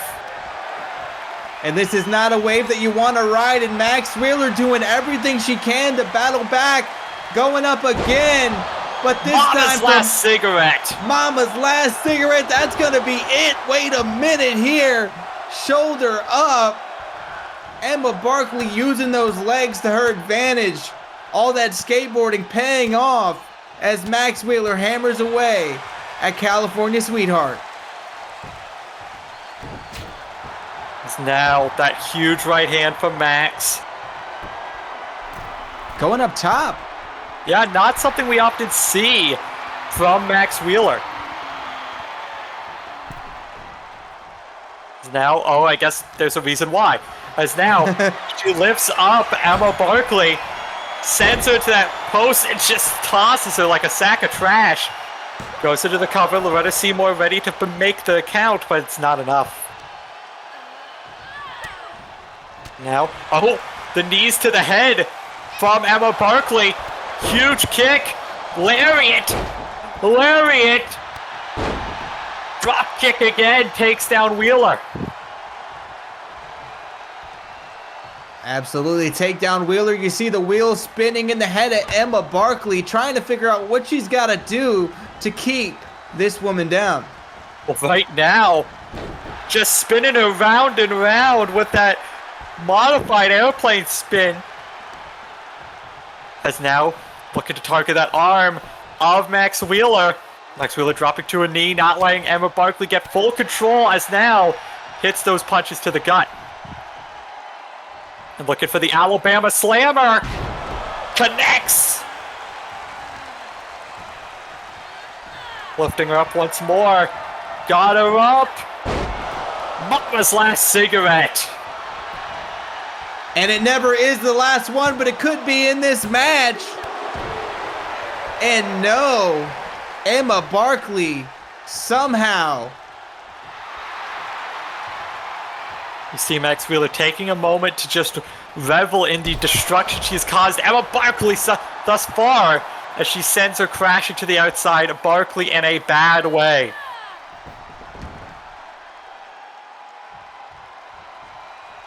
And now just pacing. Trying to pick the spot here. Now got her up. And just elbow to the back of the head. The misdirection. And now gets caught in the crossfire, in the sights with that Jesus Christ. But it's still not enough, and you're seeing Max Wheeler shaking her head, almost upset at the defiance being shown by Emma Barkley as she lifts up for another Mama's last cigarette, connects, doesn't hook the leg, however, instead has to take a moment. That might cost her, and it does. Just that split-second delay. It's now takedown by Barkley. Goes off the ropes. Rolling Thunder connects. Scoots back into the cover. Looking for the victory. As now we are about to hit the 10-minute mark of our time limit. And Max Wheeler showing no signs of slowing down. Neither is Emma Barkley. Back and forth. But Emma needs to come up with some big offense, and soon. It has been very Max Wheeler-sided thus far in this match. It's now a scoop and a slam.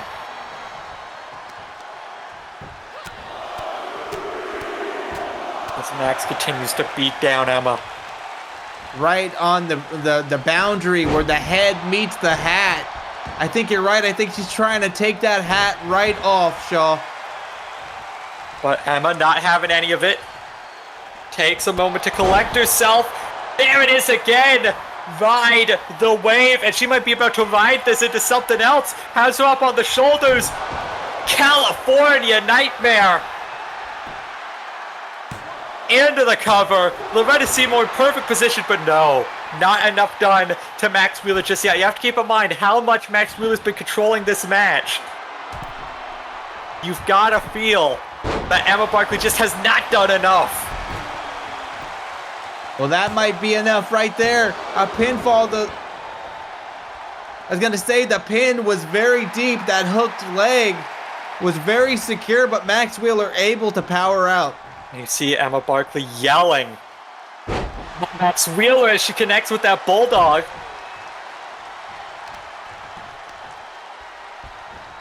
And now, drop kick to the back. And continuing to just yell at Max Wheeler.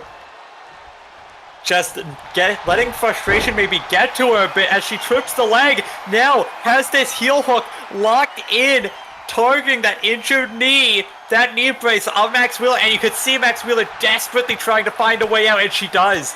But that is the most desperation I think I've ever seen on the face of Max Wheeler. Yeah, usually Max Wheeler is a happy-go-lucky individual. There's never too much desperation. It's all a good time, but right now, I feel like this time that she's having isn't all good for Max. Is now looking for some California Dreamin', the OG version. Rolls over Max into the cover. And is that finally enough? No.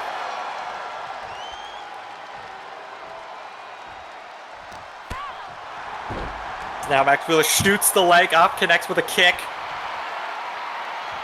And you see her showing she's still got plenty left in the tank as Emma Barkley trying to get to her feet up on the apron.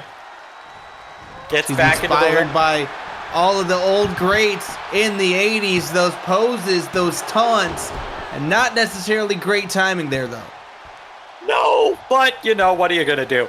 As Emma Barkley lifts up, Max Wheeler kick to the gut by Wheeler, has her caught, looking for that pump handle. But Max Wheeler not able to get the trailer hitch fully locked in. Well, it's safe to say it didn't go off without a hitch, but that ride the wave certainly did. Goes into the cover. Kicks out, and now we're under 7 minutes remaining, and you can see the frustration, the disappointment on the face of Emma Barkley that she is not able to put Max Wheeler down. Absolutely, both of these women are sheerly, exasperated here. Another California Dreamin'. No smile on the face of Max Wheeler as she hooks that leg. And still no smile will be shown as Emma Barkley has to ponder what it will take to keep Max Wheeler down. Well, the same can be said about Emma Barkley. Max Wheeler has, thrown the whole repertoire at her, thrown the whole toolbox, so to speak, and she just keeps coming back. As now... Oh, wait a second. Barkley sent to the ground.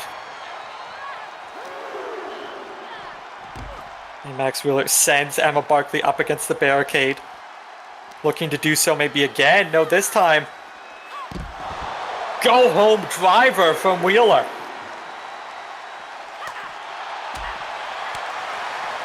We know Wheeler is no stranger to fighting in the outside area on the barely padded concrete.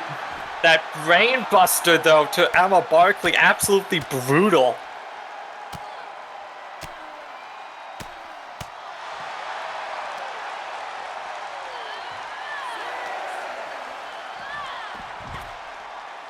Now sending her again, tumbling to the ground.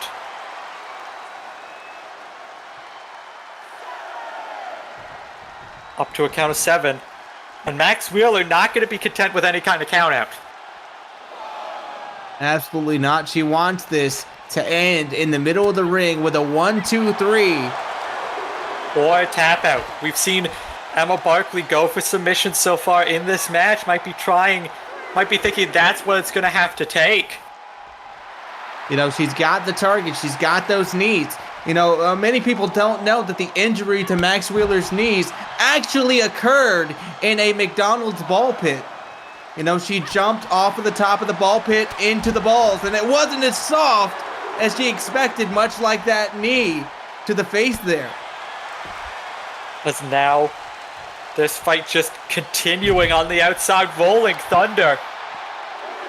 These women need to be careful about the time limit. We're down to the final 4 minutes here, James. Final 4 minutes and no sign of slowing down as Max Wheeler somehow wrenches that arm, ripping that shoulder, and just finding a way to get... Mama's last cigarette, finally able to scoop up the legs into the cover.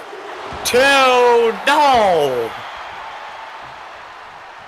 And I think it's a hazard of that maneuver that the pin is not as efficient as a traditional, leveraged pin there.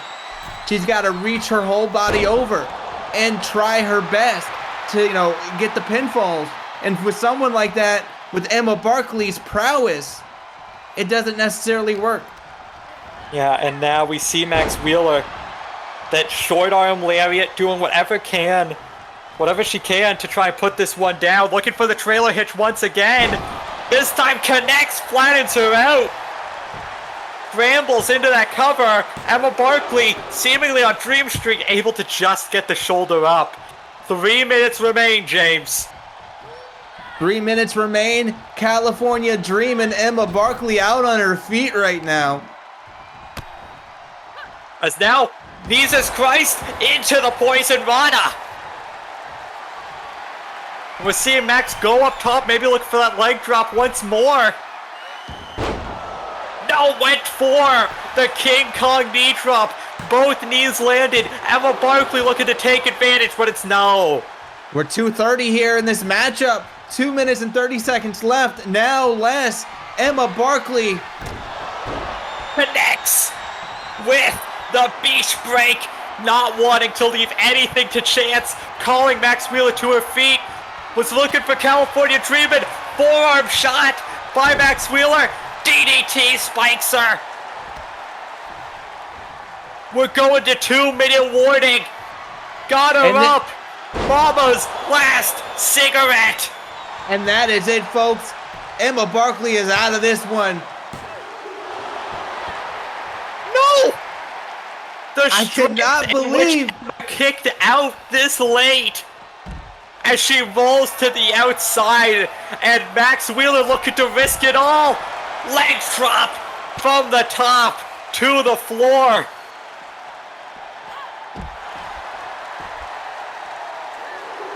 And now using the environment to get that edge, that advantage. As Max Wheeler gets the gut wrench suplex, trying to maybe go for a count out here. She's not got much time left. It might be her only chance. Absolutely, but we got to get to the 20 count in CPW, and 20 seconds off of that clock is a considerable amount of time considering what we have left in this matchup. Under a minute left. Emma Barkley looking to send Max Wheeler into that post. Huge dive to the outside, risky at all 45 seconds. She needs to keep her eye on the ball.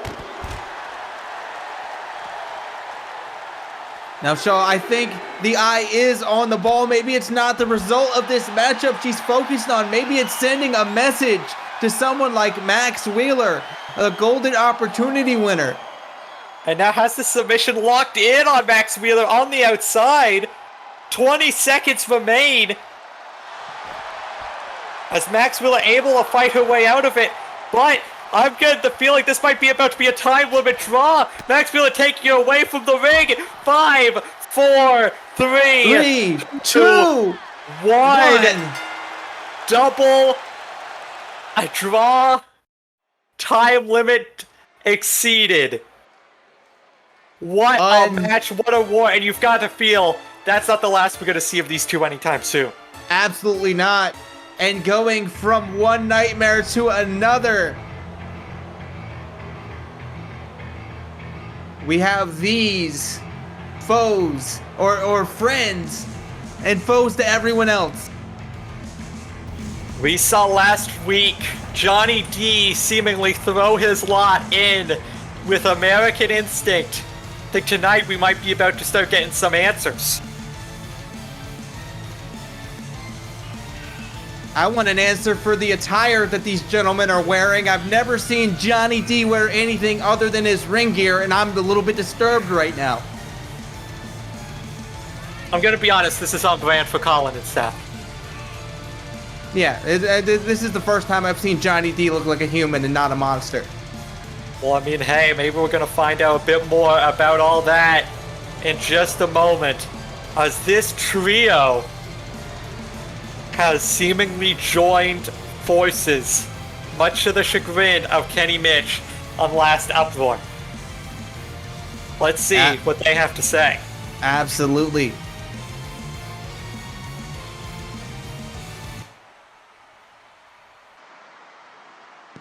You know, I watched back our match from last Uproar, and I saw two things that bothered me.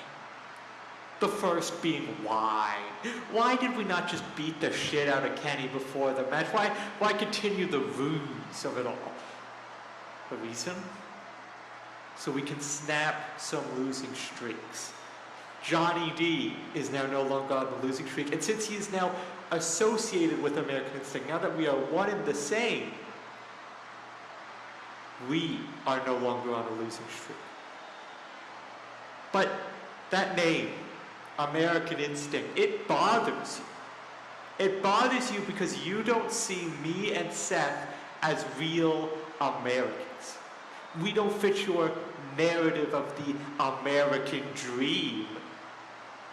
Because we aren't some fat white guys with bleach blonde hair and bright blue eyes. We aren't traditional Americans. Well, guess what? Seth Dallas is an American. He came to this country for opportunity, and he made those opportunities himself. And yet we have commentators saying that because of where he's born, he doesn't count. Hey, that was a slip up, okay? I was born in Philadelphia, where the Declaration of Independence was signed, and I went and took my independence to go to Japan to learn and represent this great country. But I come back and now say, oh, he's not an American anymore. Now we have Johnny, an American. A man who has been held down time and again by the oppressive powers here in CPW because this company, despite belonging to the great state of Arizona, is owned and operated by dirty, colonizing redcoats. We three are as American as it gets. We three represent what this country is really about. We stand before you, a black American, a gay American, an immigrant American. We are not your precious American dream, but rather the American nightmare for all of CPW, and ain't no one waking up soon. A lot of people were angry with me about last Uproar, including Kenny. Kenny, why are you mad? Didn't I tell you that I would get you a dub? And we did. But when the hell did I say our teamwork was going to be permanent? See, I did a favor for you, and in return, you unknowingly did a favor for me. See, my colleague is right about me being American, but none of y'all know how much of a true American I am. Earlier today, I ran into a CPW fan that I realized was a bit of a bigot, because he told me to go back to my country. Now, normally I would have broken that man's jaw and called it a day, but I hit him with what I'm about to hit y'all with right now. I'm only mostly black. I'm also part white and Native American. More specifically, I'm a distant member of the Blackfoot tribe, one of the most aggressive native tribes in America, which means that America is and will always be my country. That's what makes me the ultimate American nightmare. Being black gives me the rage to want to retaliate against my oppressors and take over CPW. Being white gives me the knowledge to know how, and being a Blackfoot native gives me the viciousness to get the job done. Starting today, we're calling out all the bullshit, like our world champion Jacob Clark throwing a damn tantrum, nearly killing his old father, and what does he get in return? A world title shot. You see, we are righting wrongs all over this company. Starting with my declaration for the final countdown rumble. I'm gonna dominate, win the rumble, punch my ticket to Blaze of Glory, take the world title, and let the whole world know. Well, ladies and gentlemen, I believe that's the music of one Kenny Mitch, the man mentioned earlier by Johnny D, and he's brought a little backup for himself.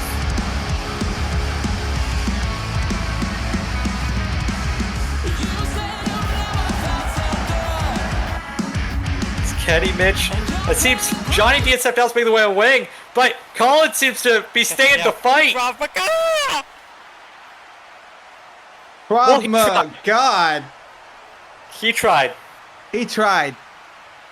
But right now, Kenny Mitch taking a bit of revenge against Colin Prince. And a huge kick.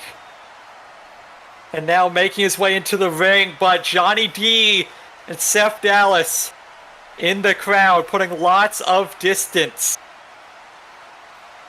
Absolutely. None of these men want to go head-to-head with Kenny Mitch, but right now going head-to-head with Kenny Mitch, the EXO, the TV champion, Pinkish. I mean, hey, Kenny's already in the ring.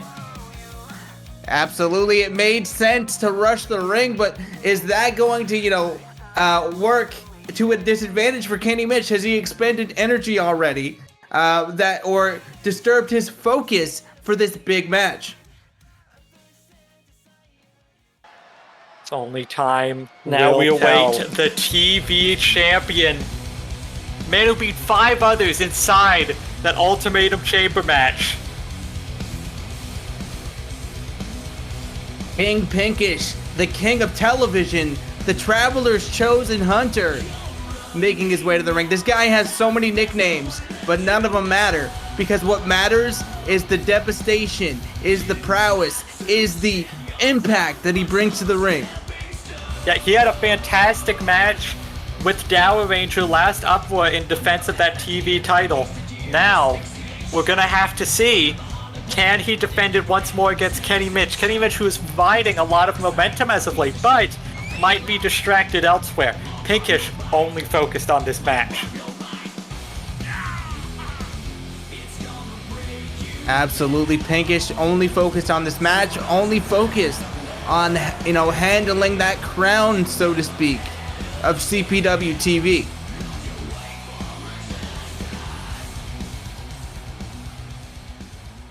As Pinkish holds that title aloft, will he hold it for the last time?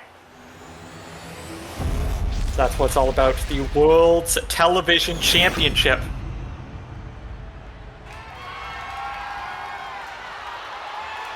And I believe this is Kenny Mitch's first title match here in CPW. Certainly is, but Kenny Mitch, I believe, has the eye of the tiger here tonight. Well, he might have to have eyes in the back of his head, considering he just pissed off American Instinct. And that is a fantastic point. Pinkish looked like he doesn't want to let go of that championship, and it seems like he's ready to fight.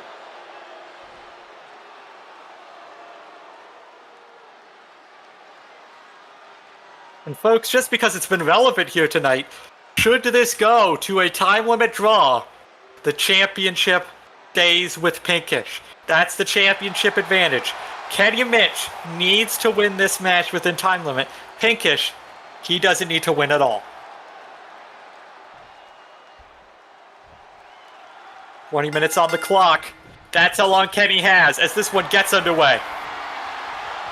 Can Kenny Mitch put the dominant Pinkish away in 20 minutes? That is a story that is being written right here, right now, tonight, as Kenny Mitch is working away on the EXO right now. The man from the tower, the robot from the tower. Now, big right hand, and now just repeated right hands and an elbow from Kenny Mitch. As now Pinkish kick to the gut, maybe thinking powerbomb here, but Kenny Mitch gets those punches in and gets the Busaiku knee. Kenny Mitch is such a well-rounded individual when it comes to stepping in between those ropes, and he has only gotten better from his beginning here in CPW. He came in, had a little bit of a chip on his shoulder, had a little bit of an ego, and it seems like he's turned that ego into momentum to be the very best that he could possibly be. Went from someone that the fans didn't want to see to someone that the fans can't see enough of. This transition has been incredible. Kenny Mitch going for the cover. Referee Mark to call the rope break here.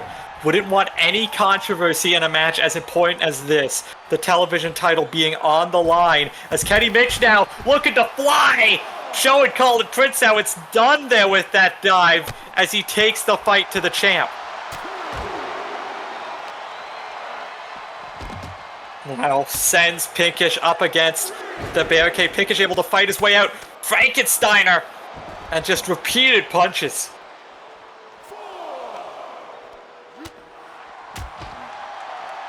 Back and forth on the barely padded concrete, using the environment to his advantage. Kenny Mitch getting a little bit of a breather in there and breaking up that count. Looking to do whatever he can.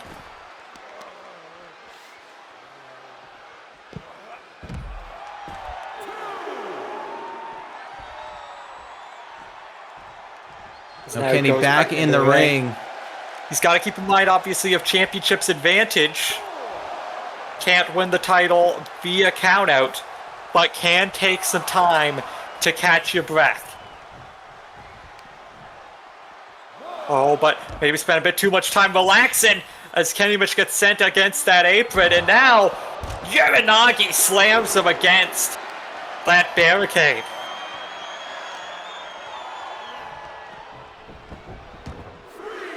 Action making its way back into the ring, perhaps with Pinkish now in control for a moment. Now though, Kenny Mitch able to sneak out behind. Uranagi side slam. Connects. Pinkish doing his best to not stay on the mat as long as possible. Connects though, Poison Rana to the much smaller competitor. The spitball out of nowhere. Scrambles into that cover, but Pinkish kicks out. Going to take a lot more than that to put down the TV champ, and he might be looking for a lot more right now. Went for the guided missile, not able to get it, and Pinkish taking advantage. Pinkish is a seasoned competitor. It may be only his second defense of this TV championship, but this Thunder Crash here could do all the work he needs to do. As he hooks that outside leg to retain the title. No. You've seen Pinkish look back at Kenny Mitch very quickly. Not sure if that's shock on the face of Pinkish about him being able to kick out, but got the feel that Pinkish starting to get very invested into this match. Absolutely. And greetings from the Tangled Shore. Stacks him up high. But Kenny able to roll that shoulder over and now rolls out of the ring. Pinkish taking a bit of time to show him who's the champ. Pinkish feeling himself, letting the crowd see all that he has to offer. But right now, what he needs to offer is his absolute best contest, because Kenny Mitch is not someone that you can second guess. Point proven right there. As now Kenny Mitch going into the grounded pound on Pinkish. Pinkish trying his best to just cover up, but not much happening there. Now Kenny sends him back into the ring. Pinkish again, as soon as he knows Kenny in the ring, trying his best to get back up to his feet. And now goes for these right hands, finally breaks through the guard. Looking for another sunset thunder crash, but again, Kenny Mitch able to dodge. Gets those kicks in, huge right hand. Takes him down, some smart mat wrestling from Kenny Mitch. And now going for this guided missile perhaps, motioning to the crowd, telling Pinkish to stand up. Oh, but wait a minute. Pitch turns Pinkish inside out. But it was not perfect enough. And Kenny, you saw him. He is livid. He went deep into the playbook for that. And now he's going back up. Guided missile once more. Covers him. But no, only 2. And that wasn't a very enthusiastic kick out, I might have to add here. And the perfect pitch. That spitball goes into the cover. 3 straight big moves. Not enough to keep down the EXO. I always forget that he used my lovely commentary to name another one of his moves, that perfect pitch. I can no longer say that with the spitball. Oh, Jesus! Pinkish ever so smartly getting out of the way of that dive. Kenny Mitch eating shit on the outside. He's now going for a brainbuster. Pinkish fights his way out of it. And just rolls through Kenny Mitch. And connects with the drop kick. An impressive way to create some distance.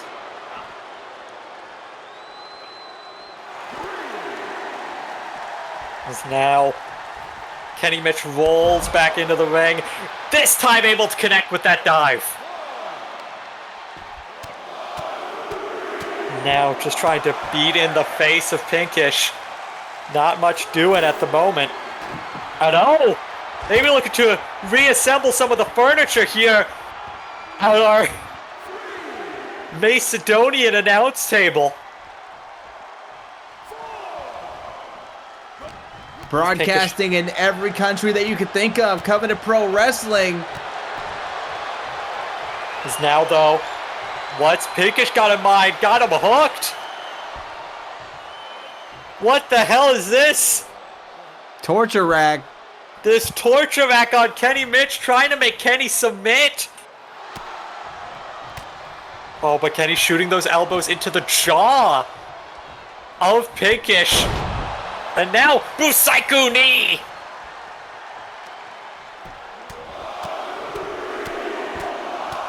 Now the repeated punches.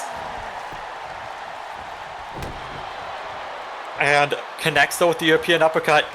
Turns him around. Looking again for that sunset thunder crash. Has the legs hooked. Connects. Pulls him down for the cover. 2. But no. But Pinkish staying on him. Ever so smart from the TV champion. Has him up. Military press into the gutbuster.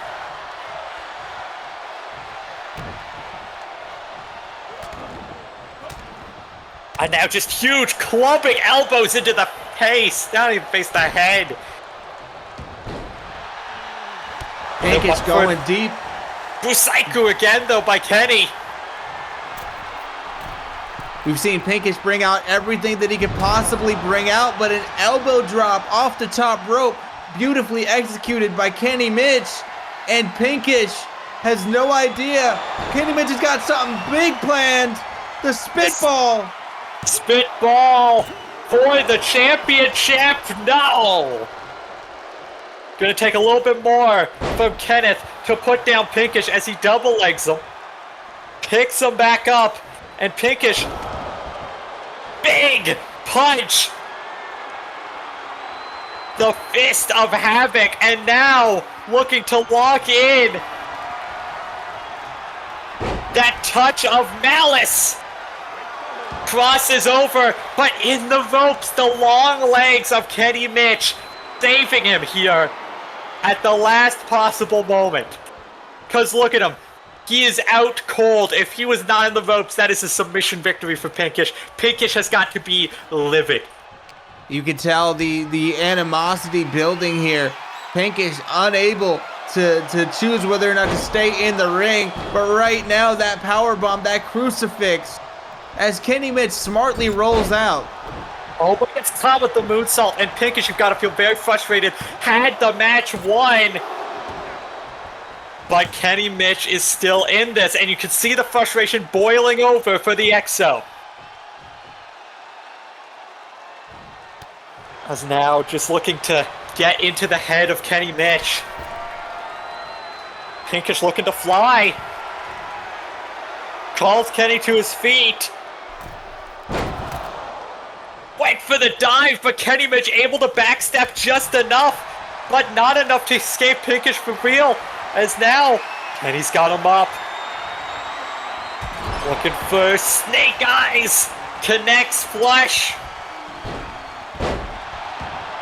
And the red alert of Pinkish thrown there.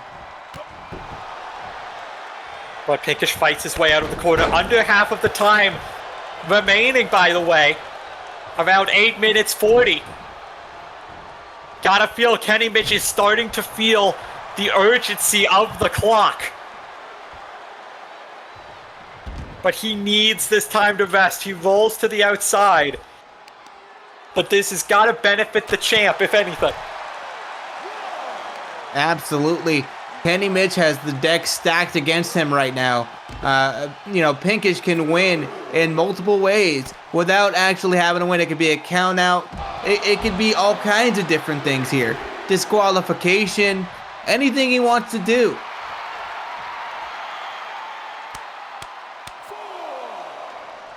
Well, Kenny Mitch, apparently not a fan of one of our audience members, or a fan of all of them, depends how you take it. But Pinkish now just getting to his feet and taking some time to get some distance. Instead, no, runs in, dodges the punch, connects with a huge right hand of his own. Back elbow from Kenny, though. And has got that sleeper slam connecting. But Kenny needs to be mindful of time. 7 minutes 30 left. He's the one that's on the clock here.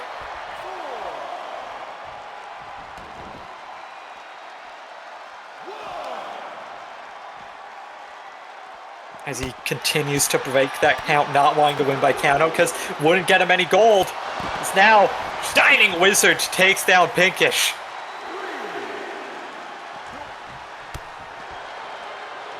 Kicks in the leg. Pinkish, huge right hand, staggers Kenny Mitch, and now choke slams him down. Absolutely brutal. Pinkish doing what he needs to do to wear down his opponent here.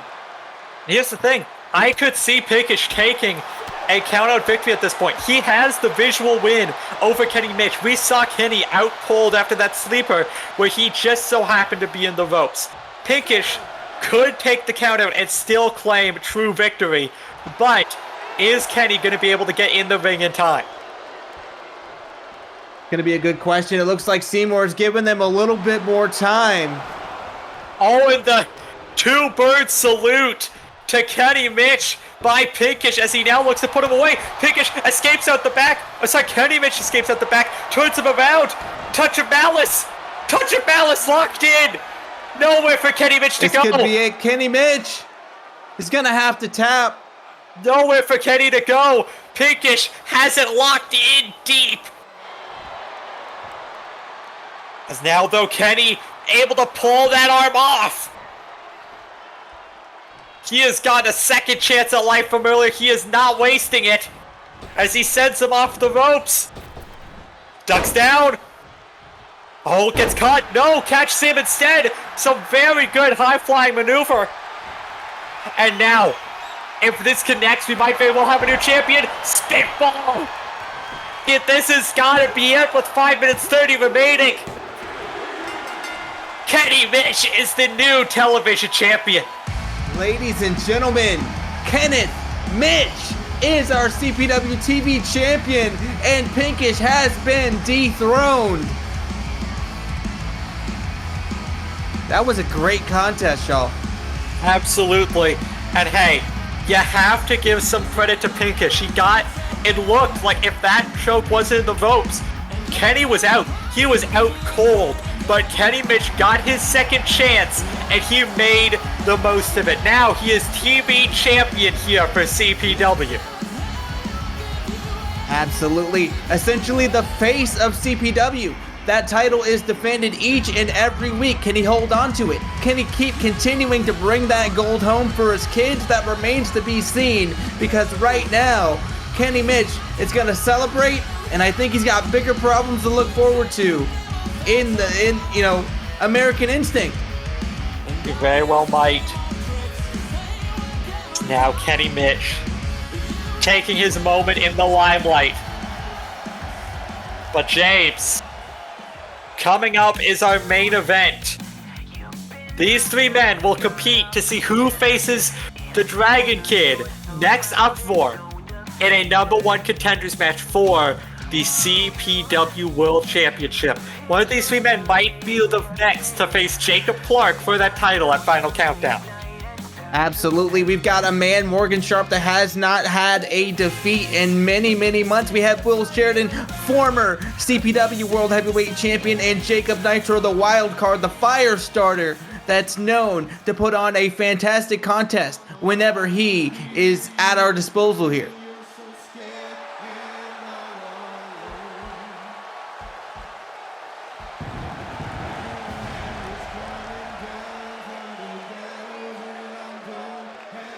And Morgan Sharp, the last gunslinger, the renegade,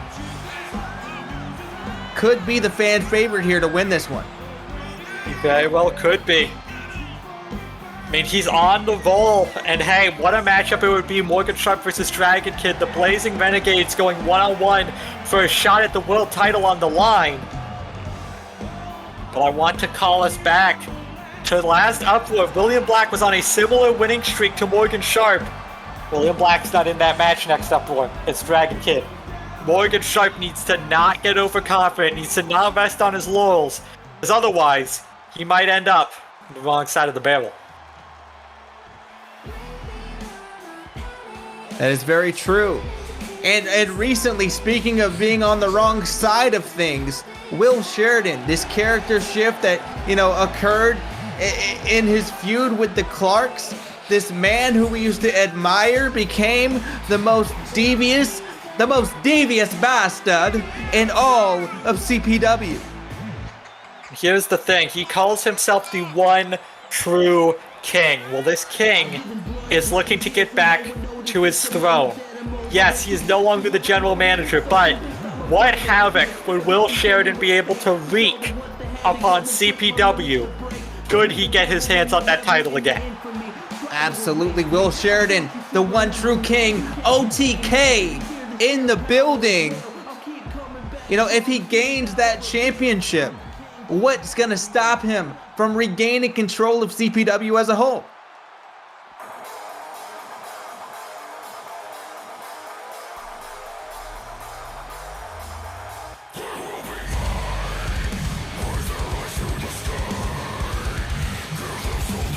And here's a man who, like you said, the wild card in this, Jacob Nitro, earning the spot after his very quick victory against Johnny D an Uproar or two ago. And you've got to feel, like you said the word wild card, he could be the one to sort of throw all of this off. Absolutely. Will Sheridan and Morgan Sharp know each other very well. Back in Dreamland, they were in a warfare match together. They were on the same side. They were friends. They know each other. But neither of these men really know Jacob Nitro and what he's capable of. That's very true.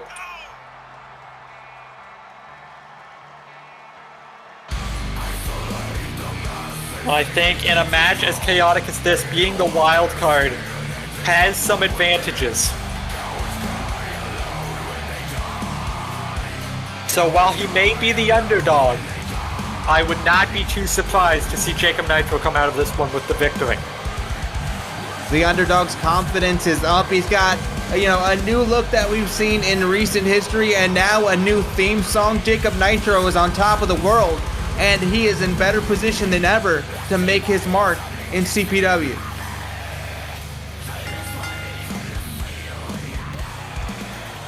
Now this is underway. Nitro's music still going off. Pure chaos to start this match. It's the Hurricane Rana connects to Will Sheridan. Absolutely pure chaos to start this match. And maybe that's what we're talking about here. The wild card had some tricks up his sleeve, playing that entrance music for an extended period of time, paying off one of the production truck guys. Now another Hurricane Rana by Nitro. As Will Sheridan targets the leg of Morgan Sharp.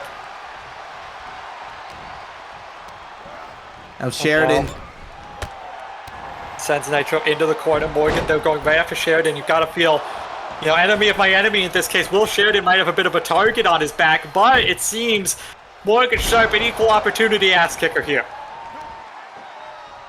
Absolutely. If there's a target, Morgan Sharp's going to hit it. As though that next stop driver connects by Will Sheridan. And now Jacob Nitro looking for a brain buster, but able to escape at the back with a Northern Lariat is Sheridan. Of course, 30-minute time limit when it's up to 3 competitors. And now Pele dodged by Sheridan, and Will Sheridan in control of this match, taking a beatdown on both competitors. And I will like to just, announce that this is hardcore rules, no disqualification. Whenever we do a standard triple threat here in Covenant Pro Wrestling, the chaos comes in more than one fashion. Now another Yoshi tonic there by Morgan Sharp. Elimination style matchup. No need to break up any pins. Now Morgan Sharp, fall away slam to Will Sheridan, but Jacob Nitro looking to get some of his own. Gets caught though, backbreaker into the complete shot. And Will Sheridan just trying to get at Morgan Sharp. Morgan Sharp having none of it, and now got the sharpshooter locked in. Sharpshooter is one of those maneuvers that Morgan Sharp knows very, very well, but being a former friend of Morgan Sharp, Will Sheridan also knows it very well. But the wild card, as we keep alluding to, is the difference maker in this one for Sheridan. Yeah, as now we go into the cover, Morgan Sharp hooks that outside leg. Jacob Nitro not going out that easily. And now Morgan Sharp lines up the shot and connects with the drop kick. And now goes after Will Sheridan. Sends him from pillar to post here. Big Shining Wizard into the Bulldog by Morgan Sharp, as now he goes into the cover. Hooks that outside leg. But only gets a 2. Oh, but now looking for the high noon. And that might be enough to put Nitro away already. No, stays up. And we see Sheridan gesturing at Morgan Sharp, and maybe a message to the Clarks. Yeah, as now goes up and over though, there's Jacob Nitro trying to get his stuff going in this match. Huge forearm to Morgan Sharp. Is now huge chop to the chest. Lights him up with kicks and a big punch.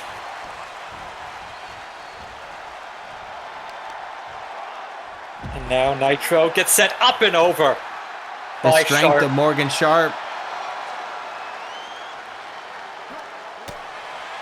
Is now not going to have to worry about time limit for quite some time with these three. As Morgan Sharp lifts up Nitro, looking to do some damage here, slams him back first into that barricade, ducks the line from Morgan Sharp, does Sheridan. As Morgan, though, looks to send him into the post, Sheridan able to stop himself. Instead gets sent to the barricade, and Jacob Nitro gets sent into the ring.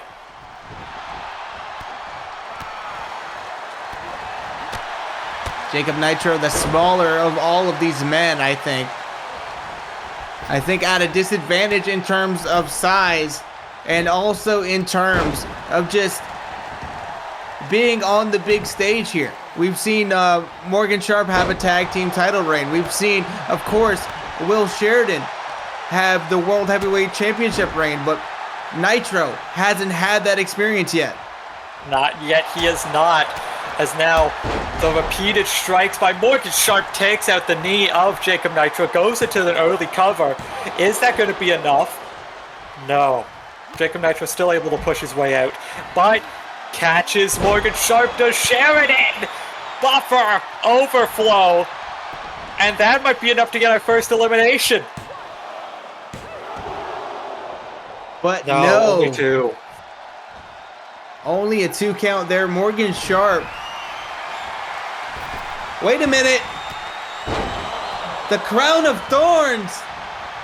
Connects. And we see, though, that chair shot breaking up the pin. Will Sheridan upset at Jacob Nitro for interfering with his business. Looking to make him pay. Nitro dodges the first hit, not able to dodge the second. As it goes into the cover, only able to get a 2. Morgan Sharp now goes behind, gets caught with a kick to the gut. Jacob Nitro gets caught with the back elbow. Will Sheridan fighting a war on 2 fronts. Absolutely. He's got not many friends in CPW, so he's always fighting a war. It's now Bulldog Nitro. though from Jacob Nitro takes down Morgan Sharp. And Nitro looking to make his mark in this match. Neck breaker to Sharp. Now though, Regalplex tosses Nitro. I think that might have busted open around the eye of Jacob Nitro. Morgan Sharp catches him this time with the cutter and gets caught with a neck breaker into the cover. The neck breaker catching the chair. But only 2.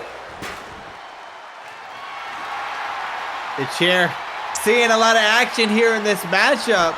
Getting tossed around the ring, getting tossed into opponents here. Now the kendo stick being introduced by 2 different competitors.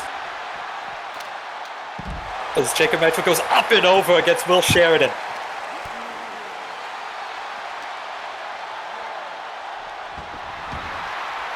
Nitro sent into the ring. Morgan Sharp seemingly lining up the shot on Will Sheridan. Huge high kick, a chop, a series of chops, super kick takes him down, and not done yet. Going in for more is Morgan Sharp. Absolutely, and you know, we know where Morgan Sharp stands in regards to Sheridan's antics. He is disappointed. He has felt betrayed by Will Sheridan. And now finally he has an opportunity to make him pay. As now Morgan Sharp able to disarm Jacob Nitro. Nitro sent crashing into that barricade. Morgan Sharp again lining up the shot. Has Will Sheridan up, but Will Sheridan able to fight out whatever Morgan Sharp was going for. But he doesn't get away scot-free. Morgan Sharp. Pile driver on the outside of the ring. A steel chair to the head of Morgan. The busted open Jacob Nitro taking no prisoners.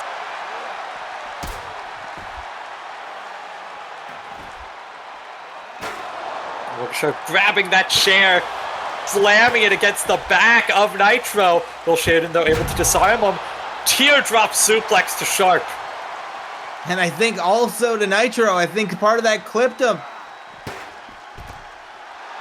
As Sheridan sends Morgan Sharp up the rampway.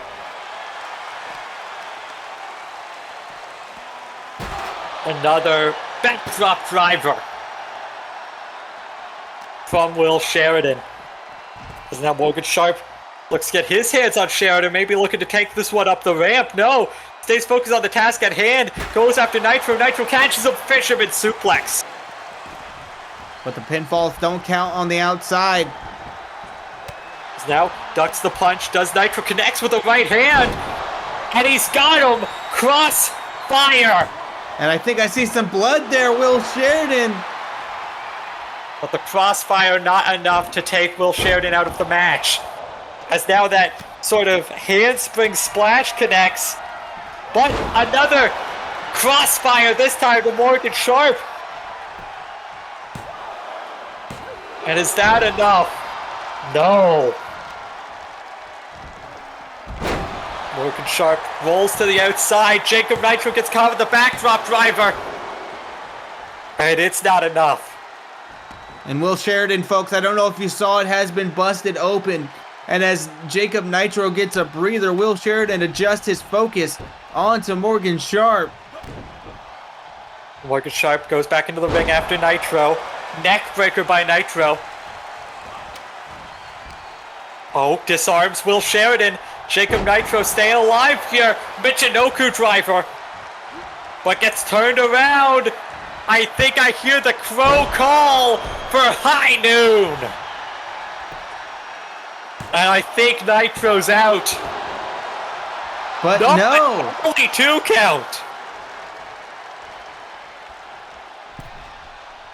Refusing to say die as he catches Morgan Sharp. Morgan Sharp was going for the bullseye. Caught him through the roll. And now Sheridan in a bad situation, back to that corner. Oh, but catches him back suplex. And now a German suplex. Finishing it up, it seems. With a vertical suplex to Jacob Nitro. And the Swanton connects to Will Sheridan.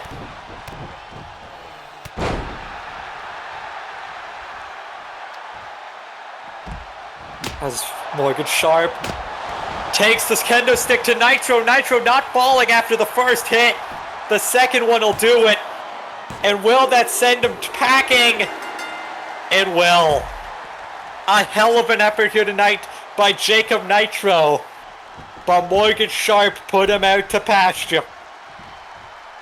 And we're down to final 2. Down to final 2 within the 20-minute mark here. Yeah, this is a standard 1v1 from here on out. No DQ, of course, but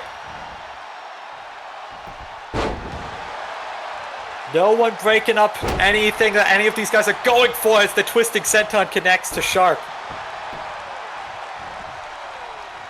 And Nitro finally up to his feet, making his way to the backstage area. A valiant effort here tonight. But we now know that it's going to be either Will Sheridan or Morgan Sharp facing off with DK on the next episode of Covenant Pro Wrestling Uproar. You've got to feel Will Sheridan just getting as brutal as he possibly can. The crown of thorns crushes the skull of Morgan Sharp, but it's not enough just yet.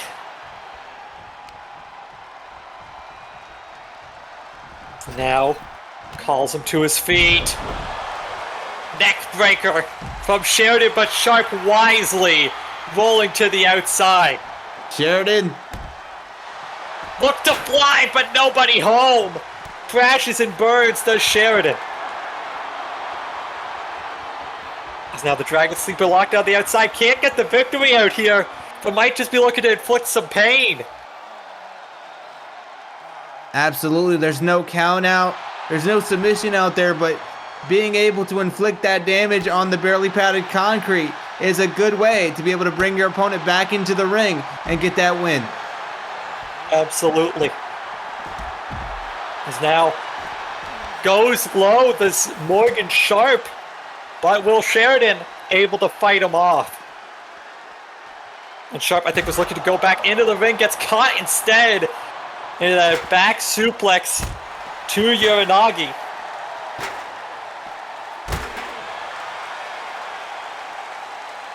Just repeatedly beating down with these sentons is William Sheridan. He lifts up Sharp and a dominator on the outside. And Morgan Sharp looking in a bad way. Absolutely, Will Sheridan pulling out all the stops here. as Will Sheridan now has him up, sits out with the live wire protocol, but it's not enough. Haven't seen Will Sheridan pull off that maneuver in almost a year. But now looking for the crown of thorns into the rubble, into those splintered kendo stick, and Will Sheridan punches his ticket. Tonight, he overcame the Firestarter, and he overcame 1/3 of Blazing Renegades. Next up for, he is going to have to go up against the Dragon Kid himself, the other part of the Blazing Renegades, if he wants to reclaim his long-forgotten throne. Will Sheridan, Dragon Kid, the main event of next Uproar. You don't want to miss it. I've been Alexandra Shaw, joined by James Randolph. On behalf of all of us here at CPW, we bid you all a very farewell adieu. Thank you so much, everybody, and tune in for more Covenant Pro Wrestling every week. You'll catch us with Origins next week and Uproar the week after. We'll be back next time.